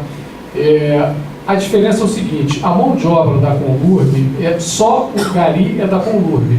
Tá? O motorista que dirige o caminhão, ele é terceirizado. Ele é de uma empresa contratada. O caminhão não é da Conlurb. O caminhão é contratado. Tá? Hoje, você manter uma estrutura... Antigamente, a Conlurb tinha tudo isso. Ela tinha o caminhão... Mas a administração é da Conlurb. A administração, sim, porque a Conlurb, ela tem o funcionário da Conlurb, ele é um contratado seletista. Ele não é concursado. Então, assim, ele não agiu corretamente, ele é mandado embora como uma empresa privada normal. Entendeu? Não é permanente. Mas ele também não é comissionado como é aqui. E eu concordo com você. O que acontece aqui é que você, assim, mudava a administração, mudavam todos os funcionários. Né? Agora, tivemos a alternância de governo, a coisa de 2017, né? Assim, o único funcionário que permaneceu foi o Wesley. Assim, porque é um cara técnico, enfim, é uma pessoa que trabalha nessa área há bastante tempo, já trabalhou em outras empresas, limpeza urbana. Então você segurou um. Né? O resto não, o resto isso é equivocado. Você tem que ter um corpo técnico que, assim, torne essa empresa forte. Por isso que a Conlurb mantém o corpo técnico dela. O corpo técnico da Conlurb são seletistas, eles podem ser mandados embora, mas não é um comissionado, não é um político que indica ele lá dentro. Né? Então, lá há bastante tempo, muitos deles lá. Muitos estão lá há bastante tempo. Então, por isso que formou a cultura. Essa cultura vai se formando dessa forma. A Enurb, apesar desse fato de ter os funcionários comissionados, de ter muitas trocas, ela já é uma empresa relativamente antiga. Ela foi criada em 1990 no governo do... Não, foi no governo do Aloysio Gama. Então já até morreu. Então, assim... Eu digo, tá vivo. Perdão. Bom, 1990 fazem aí 30 anos, né? Vão fazer 29 anos, 30 anos. Então, assim, ela já foi formando essa cultura, né? Ela, aos poucos, vieram funcionários da Conlua, trouxeram essa cultura também para cá, isso foi importante, né? Mas você tem razão em relação a isso. Mas hoje, nos outros municípios, não é muito diferente disso, não. Os serviços normalmente são terceirizados, tá? E a tendência, na destinação final, nos aterros, é que essas concessões elas sejam ainda mais extensas, porque o investimento é muito alto. E se você colocar as tecnologias novas agora, elas são caras, né? E todas essas tecnologias, por melhor que elas sejam, por exemplo, até a incineração, que ambientalmente nem é tão correta, ela gera rejeito. E esse rejeito tem que ir para algum lugar. Não, aproveitado algum deles. Pode ir para a cimenteira, pode ser utilizado em outra. Não pode. Não, ele, na verdade, para ir para a cimenteira, ele tem que ser beneficiado e você tem que fechar essa equação financeira, porque às vezes você produz, por exemplo, esse CDR, que é o combustível derivado de resíduo, e a cimenteira não se interessa por ele, porque não tem preço. Em muitos casos você tem que pagar a cimenteira. Em muitos casos você tem que Você tem que pagar. pagar a cimenteira, você onera o seu custo. Então, assim, não é tão simples assim. Eu falei, não são todos os... Na teoria, parece ser o mundo ideal. Mas na prática a gente vê que não funciona muito. Assim como a coleta seletiva, hoje nós temos reciclagem para tudo, você falou bem, hoje se faz casas de Tetra Pak, que é essa caixinha do leite. Só que você tem que ter uma população que participe desse processo. Ela tem que separar a sua caixa, e essa caixa tem que chegar até a empresa que beneficia esse material tem uma quantidade, um volume significativo que possibilite a implementação de um processo desse. Então, isso é uma cadeia, não é simples. Se fosse simples, todos seriam feitos, né? Mas eu acho que a gente tem que perseguir essa solução. Isso eu concordo com você. A gente tem que buscar cada vez mais enterrar menos lixo, né? Por isso que a proposta é você minimizar cada vez mais essa destinação em aterro sanitário e você aumentar a coleta seletiva. Mas isso tem que ter participação popular, isso tem que ter educação ambiental, todas essas questões que foram tratadas aqui. E só visando também essa parte do plano, e com relação a essa parte da cultura da empresa, hoje nós adotamos já vários procedimentos, né? Esse plano é um divisor de águas, porque com ele, qualquer um que chegar dentro da empresa hoje, da empresa pública, ele vai ter que atuar dessa forma. Então hoje a gente está com essa visão, né? Olhando para o futuro. Todos os nossos procedimentos dentro da empresa hoje, ele já visa isso. A nossa fiscalização em cima das terceirizadas, ou se fossem também nossos seletistas, é da mesma forma, tudo em cima de procedimento, desses processos, justamente para a gente visar o futuro e, futuramente, quem vier a estar no cargo, no local ou na empresa, ele atuar da mesma forma, ele buscar tudo isso e seguir em frente, porque a gente olha para esse plano aqui e a gente não quer ver mais para trás, não quer olhar o passado, porque a gente entende da seguinte forma, né, que a gente costuma falar lá dentro da empresa. Se a gente atuar hoje, fazendo uma política com que a gente consiga melhorar, a gente saiu da inércia. Então, todos os governos que passaram ficaram na inércia, só montando para lá, montando para cá, tirando saquinho de lixo da rua e varrendo rua. Hoje a gente não faz mais isso, mas isso é uma cultura, como o Fernando falou, a empresa tem 30 anos e nunca foi feito isso. Então, com 30 anos, imagina, você com 30 anos começar a aprender a falar e aprender a engatinhar, é muito complicado. Então, a gente tenta fazer isso hoje, né, adiantando alguns processos na frente do plano, justamente para isso, para a gente começar a ver como a população se comporta, como a cidade se comporta. A gente ainda tem uma outra característica que é identificar os problemas dentro da cidade, mudar a cultura, que é muito complicado dentro de uma sociedade, né? Então a cidade nunca teve alguns tipos de serviço, algumas tecnologias E isso a gente vai implementando aos poucos. A gente vai colocando aos poucos, vai identificando os problemas e vai corrigindo os problemas. Então, assim, a ideia é sempre sair da inércia para a gente buscar o ideal. Então, assim, a gente também não está satisfeito com pouco, a gente está satisfeito com muito, mas a gente vai buscar esse muito. Só que eu não posso buscar esse muito sem ter alguma coisa na mão. Então, assim, hoje a gente está saindo da inércia para poder buscar isso que vocês querem. Mas não podia entrar nessa proposta um concurso para você ter uma continuidade dessa limitação com essa preocupação que você está colocando? Hoje nós temos concursados lá dentro. Então, eu cometi uma injustiça. Temos concursados. Nós temos, ao longo da minha época, década de 90, todos eram comissionados. Hoje não, o Ricardo aqui, exemplo, é funcionário concursado. Né? Então, assim, são poucos. E não são as funções técnicas. Normalmente são as funções administrativas. Mas a gente lá dentro da diretoria técnica já tem concursado, né, trabalhando dentro do padrão que a gente quer, né, adotando os procedimentos justamente por isso. Porque a gente entende, a gente vê que a empresa é uma empresa pública como uma empresa privada. Hoje você está, amanhã você não está. Na empresa privada também funciona isso. Mas você deixa a semente. E aquela semente ali, ela fortalece e continua todo aquele trabalho e aquele desenvolvimento que você elaborou lá atrás. Então, é isso que hoje a Enurb busca. Hoje é isso que ela vê dentro da empresa. E ela tenta passar isso para a rua, né, dentro da própria terceirizada, porque assim, você pode ter terceirizado ou você pode ter o funcionário seletista ou concursado. Mas se você não tiver uma boa fiscalização em cima dos serviços, também não adianta. Então, em cima disso que a gente trabalha hoje também. Tá? Em cima da fiscalização, dessa elaboração, do planejamento. Então, como o Fernando mesmo falou, há 10 anos atrás não existia muita coisa. Então, hoje a gente vem buscando, vem tentando atualizar, vem melhorando, vem identificando cada ponto da cidade. Igual a gente conseguiu mapear 150 pontos desse descarte regular. Aí você vai entender cada situação. Uma situação é porque o cara colocou um saquinho de lixo. A outra situação que foi gerada é porque o meu varredor, ele deixa o saco de lixo ali. Então o cara desce do prédio e coloca o saco achando que aquele ponto ali é um ponto viciado. Então simplesmente eu pedir o meu varredor para mudar o saco de lixo de local, acaba com aquele problema. O outro problema identificado é porque a calçada não é impermeabilizada. Aí a gente vai lá, a gente mesmo, ou coloca uma grama ou impermeabiliza aquela área. A gente acaba com o problema. Então assim, são várias situações que a gente está estudando também a cidade. Né? Dentro desses 30 anos de empresa, a gente está estudando a cidade para poder implementar tudo que a gente quer para funcionar da melhor maneira possível.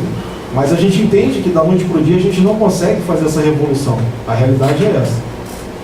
Eu vou só uns pontinhos aqui, né? Porque já está ficando tarde pra caramba. Eu acho o seguinte, todas as falas elas têm o sentido de produzir um plano que seja o melhor possível e que funcione.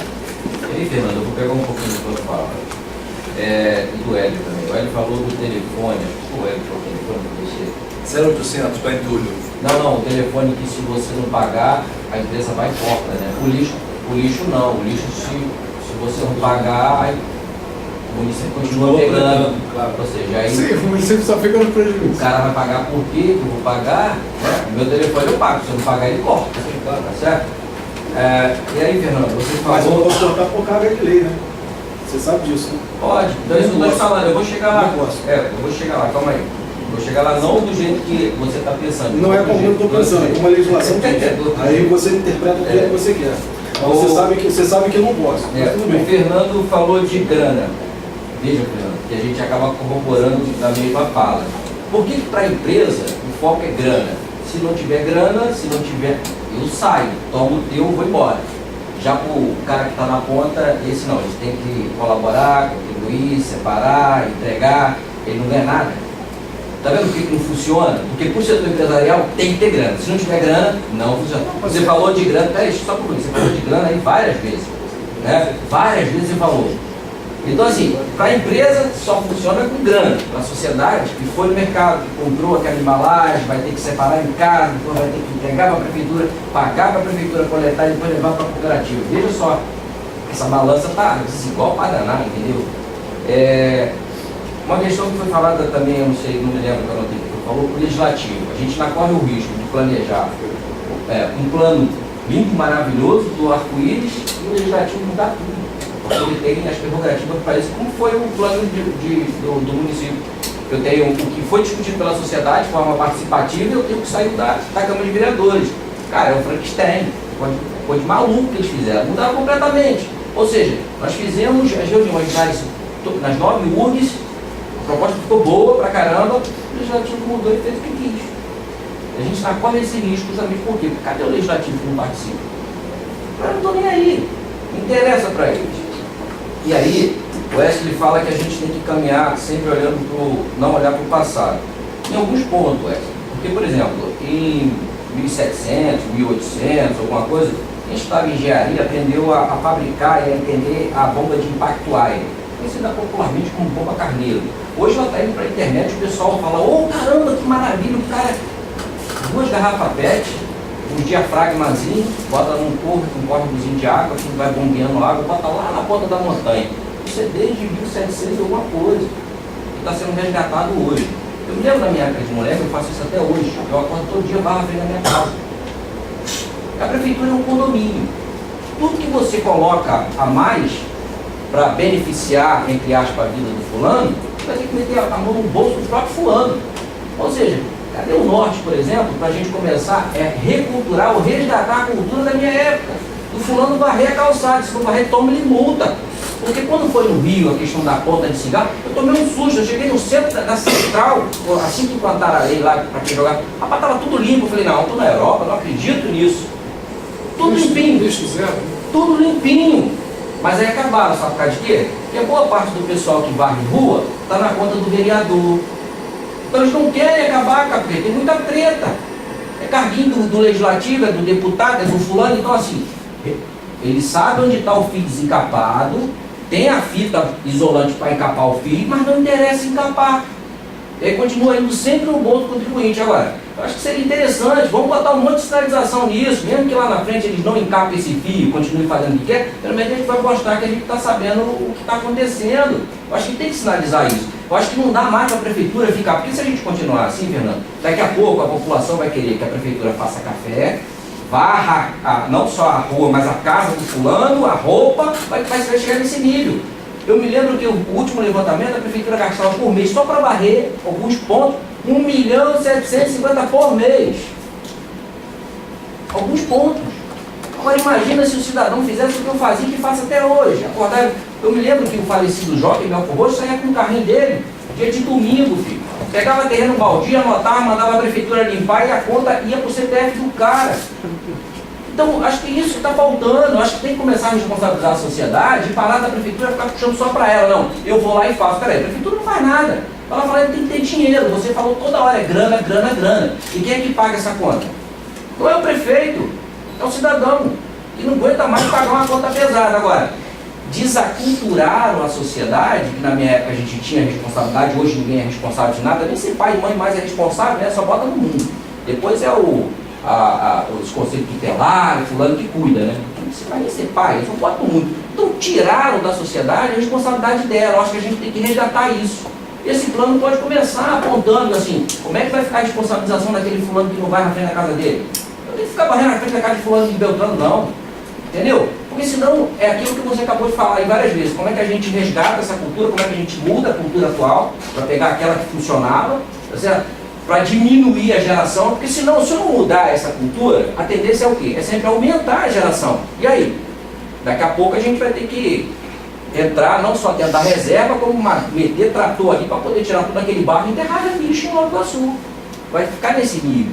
E aí, Wesley, eu não consegui ver esses pontinhos que eu acho que é interessante, mesmo que não vá ser aplicado, mesmo que a gente saiba que o legislativo vai mudar isso, que eles vão mudar, com certeza vão mudar, eu já acompanhei muito, mas que fique sinalizado, pelo menos é uma ferramenta, no Ulisses, para a sociedade brigar, e lá no dia que eles estiverem aprovando isso lá, meter o cacete no legislativo, mas tem que ter a sinalização, senão vai ficar muito cômodo para eles, entendeu? Fica muito cômodo. Eles vão ver um plano que, tipo assim, não afeta eles diretamente, não vai mexer com o tabuleiro que eles implantaram aqui no município. Não vai mexer.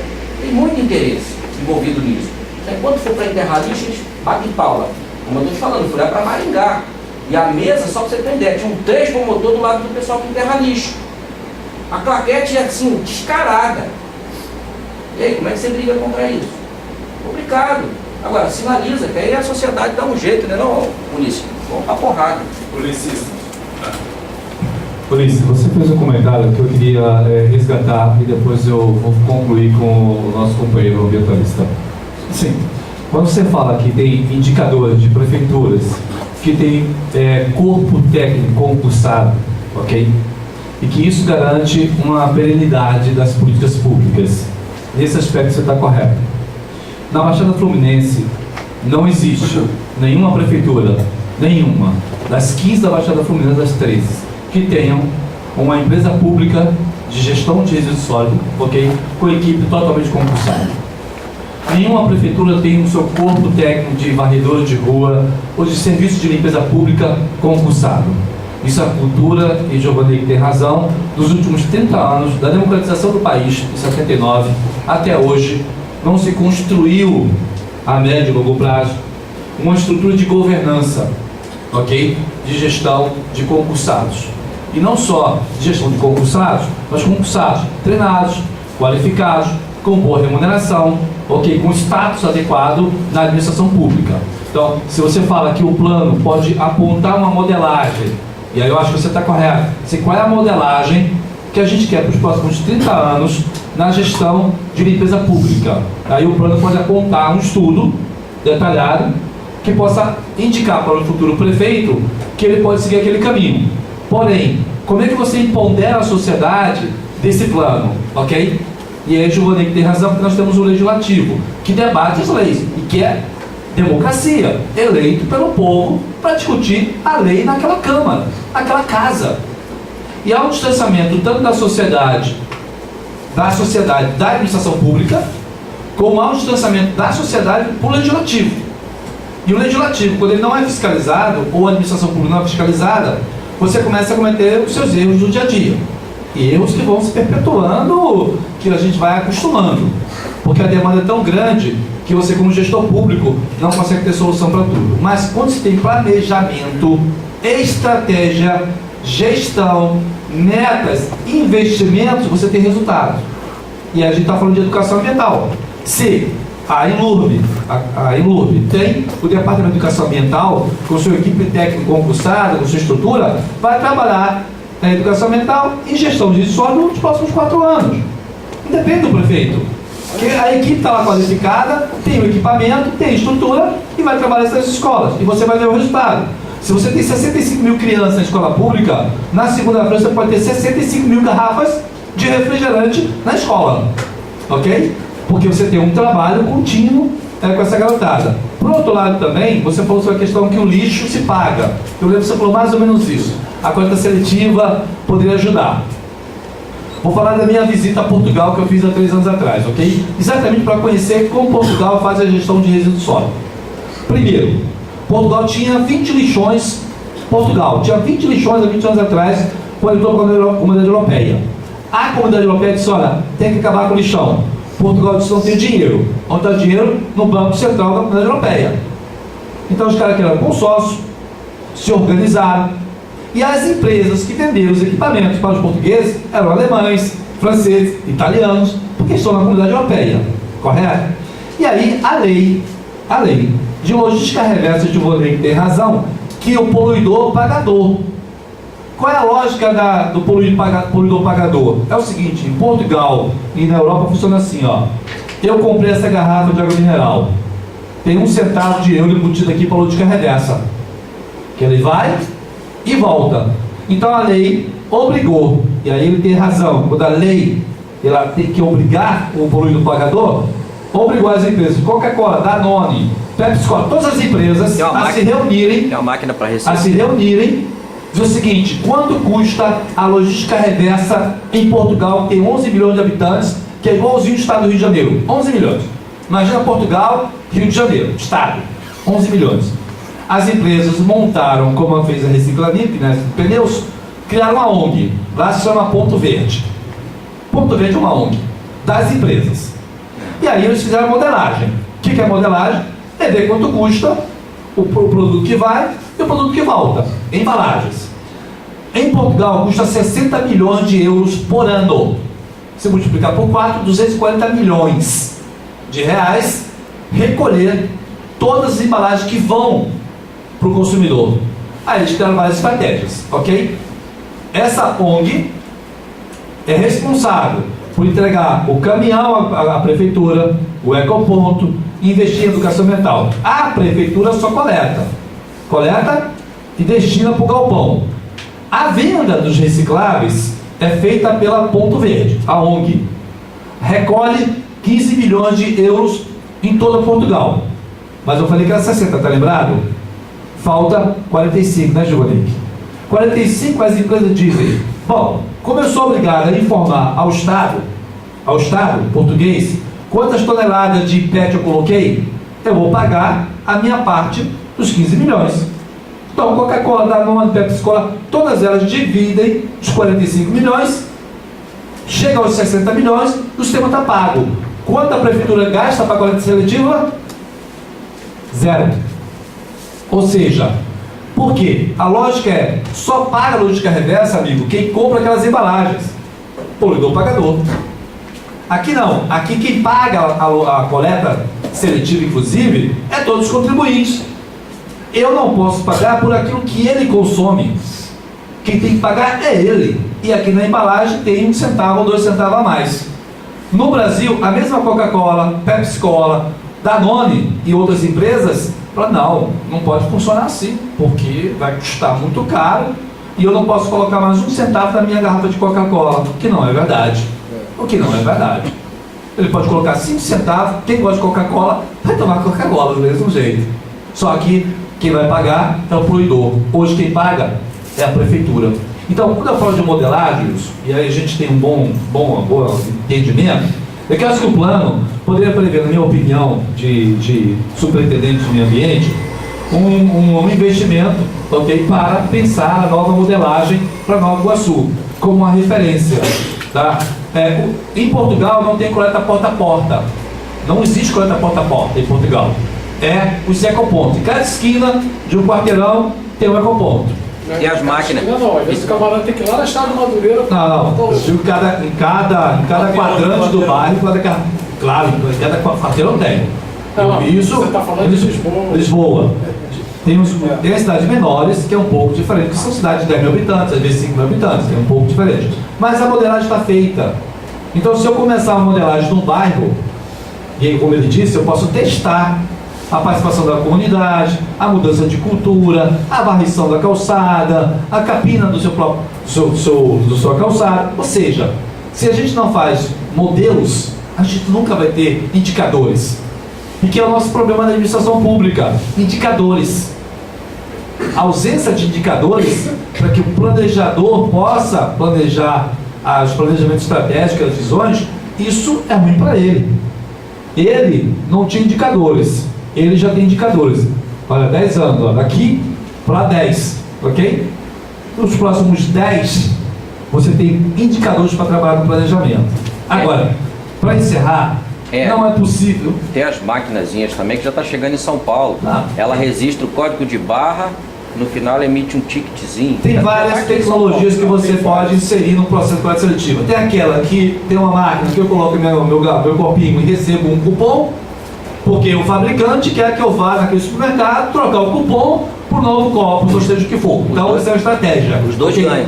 Tem outra que não. Tem outra o seguinte, você doa o seu material, você entrega o seu material. Então existem vários modelos, né, para fazer a gestão da coleta seletiva. O pior deles, do meu ponto de vista, é quando eu tenho que ficar trocando esse material por alguma coisa. Eu não quero ficar trocando.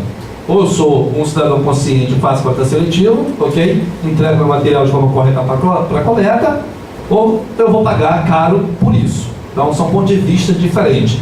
Eu e Gibolei, que somos ambientalistas já dinossauros, temos os mesmos objetivos, que é preservar o meio ambiente, mas às vezes temos caminhos diferentes.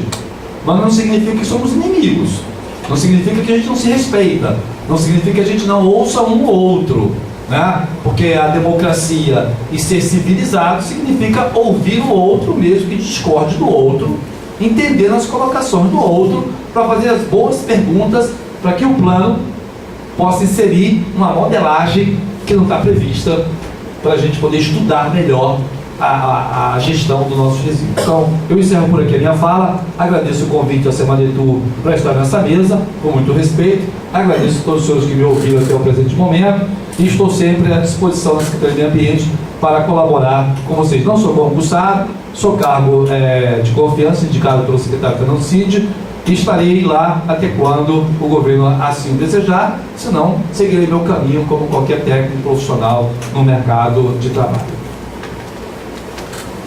Obrigado, Wellington. A gente vai aproveitar, de Ulisses, essa ideia mesmo de incluir uma modelagem, né, Fernando? A gente vê uma modelagem incluir no plano. Assim, eu gostaria de deixar bem claro que esse plano, se você reparar aí nas políticas públicas, a maioria das políticas públicas que foram sugeridas são políticas públicas que a gente já executa. Então, a princípio, boa parte, né? A seletiva, a gente já está incipiente, está começando o projeto, mas a grande parte a gente já executa. Então, a ideia é fazer um plano, porque qual o problema hoje? Hoje a gente não tem um plano. A gente precisa ter um plano. A gente sabe que não é um plano ideal. Aí que o Hélio, quando ele começou a falar dele, é um plano com falhas, a gente sabe que não é o melhor dos mundos. E nunca vai existir um plano ideal. Exatamente. Sempre ele vai ter que ser adaptado, modificado. Exatamente, mas a gente precisa ter um plano. Semana passada, uns 15 dias atrás, nós recebemos um ofício do Ministério do Meio Ambiente, não acho. Ministério do Meio Ambiente com Secretaria da Cidade, né? Oferecendo uma linha de financiamento. Mas se o plano não tiver, não existe. Não tem plano. E tem que cumprir aquelas metazinhas lá também, senão não existe. E a gente tem um projeto, esse projeto de mitigação dos pontos viciados, é um excelente projeto para captar recursos. A gente pensou na hora, vamos encaminhar esse projeto, mas uma das condições é ter o plano. Então, agora, eu acho que, só reforçando no finalzinho, essa questão da modelagem, que foi o termo que o Hélio usou, é importante. É importante para a sociedade, que vai ter algo para quem está brigando. É importante para confrontar um legislativo, que a gente sabe que vai usar de covardia em algum momento para alterar isso, para beneficiar eles. E é interessante para as futuras prefeitos, enfim, que vão vir. Por quê? Como o Ulisses falou, esse aí sai, aí está o plano. Mas qual é o norte? Qual é a luz no fim do túnel? Qual é o planejamento? O que foi pensado? Acho que isso tem que estar carimbado lá bem bonitinho. Eu estava fazendo uma reflexão da fala do Ulisses, quando ele começou a falar da questão da gente ter um norte para o futuro, e o plano é exatamente isso.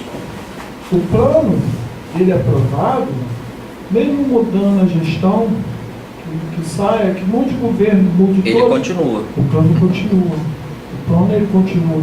E a questão também de ter uma revisão em 4 em 4 anos, é possível que a gente aprove o plano e no dia seguinte já esteja pensando em novas tecnologias, em novas... E depois de colocar ele em prática, você vai vendo de tal os gargalos, vai ter que alterar, não tem jeito não. Então, assim, acho que é importante a gente estar tocando esse plano. Infelizmente, está sendo tocado por uma determinação judicial, né, do Ministério Público, né, dizendo, mas a gente está indo e tocando e continuando, e vai sair, se Deus quiser. Eles deram prazo para entrega, não? Ou vocês pediram delação? Eles estão sempre pedindo. E vocês estão sempre pedindo um novo cronograma. A gente está sempre, paralelamente, respondendo ao Ministério Público, dizendo, olha, a audiência pública vai ser realizada no dia tal, isso tudo que todas as ações são informadas. Eles tentam agir administrativamente. Exatamente. Mas, Fernando, Wesley, vamos registrar então essa demanda na questão da modelagem, entendeu? A questão do concurso público, é uma coisa mais ampla. A gente sabe que é um mundo ideal. Eu sou funcionário de Estado de carreira, eu sei que é um mundo ideal, mas a gente sabe que tem outros empecilhos no caminho. O Gildanei, assim, eu fiquei pensando nas coisas que o Gildanei falou aqui, achei super pertinente, porém são políticas de âmbito até nacional. O que você falou, em grande parte, são políticas que eu vejo como de implantação nacional. Queria que vinha até uma lei federal implantando no âmbito nacional. O que o Hélio acabou de falar aqui de Portugal foi implantado no país, né? Aqui não tem como Nova Iguaçu implantar essa política por si só.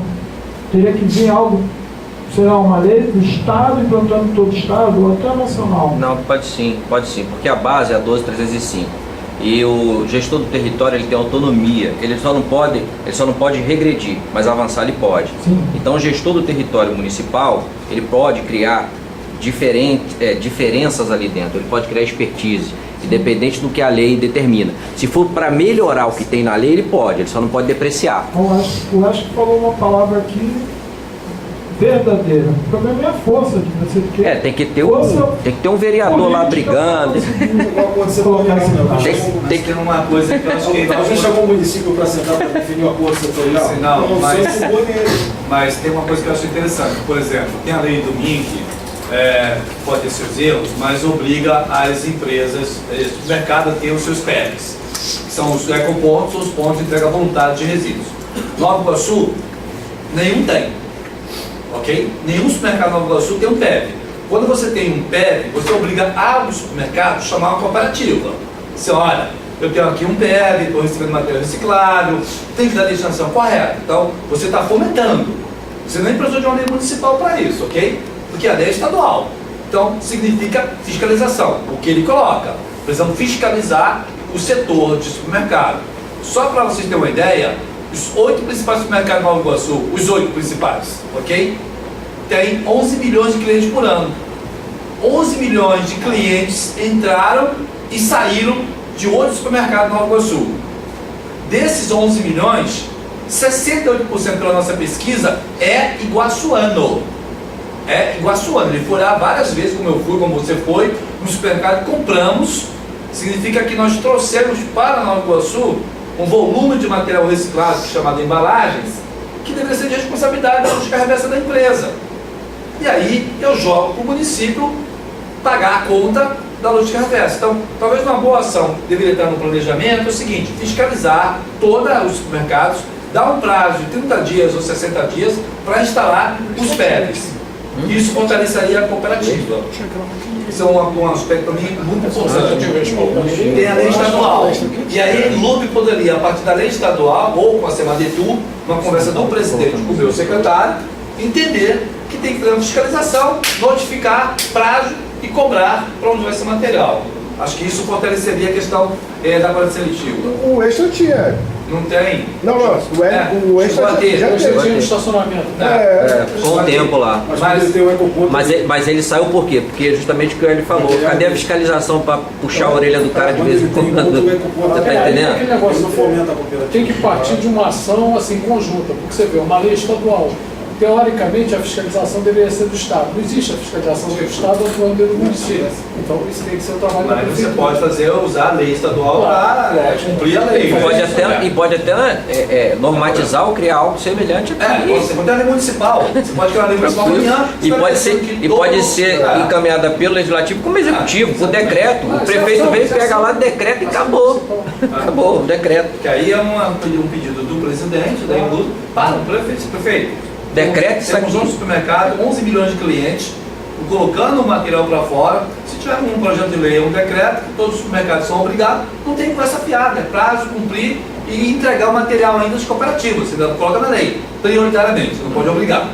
Pode obrigar. Você colocar prioritariamente a doação do material para a entrega do material para a cooperativa. Você não pode direcionar, é inconstitucional. Facilita a prefeitura a articular. Exatamente. Você já tem os pontos. Então, a audiência pública é para isso, é fazer essa troca, e aí a Inlub, o setor de meio ambiente, pode fazer os encaminhamentos. Agora, cabe à sociedade acompanhar, né? Vamos lá. Desculpa, presidente. Pessoal, nosso horário já está... Eu quero ir para casa. Verdade. Vai dar 10 horas já. Questionamento. Vocês anotaram as demandas? Se for o caso, pode passar para a gente hoje. Eu anotei um bocado, depois eu mando até pro zap, e-mail, tranquilo. A gente vai analisar. Eu agradeço a presença de todos. Alguém mexe? Não, obrigado. Não, chega, obrigado. Agradeço de tudo e estou pelo encerrado essa audiência pública. Boa noite. Muitos pontos ainda necessitam de ajustes e melhorias.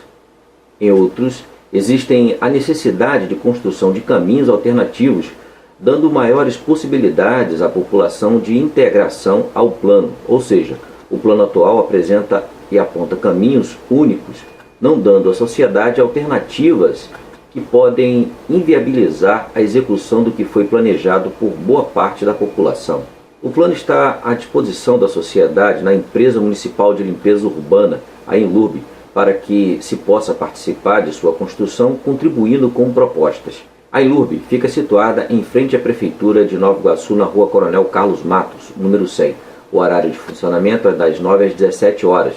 E os telefones são 0800 023 2626 ou 2667 8016 ou 2768 8024. As informações do endereço da Enlurb estarão na descrição deste vídeo. Saudações socioambientais e até a próxima!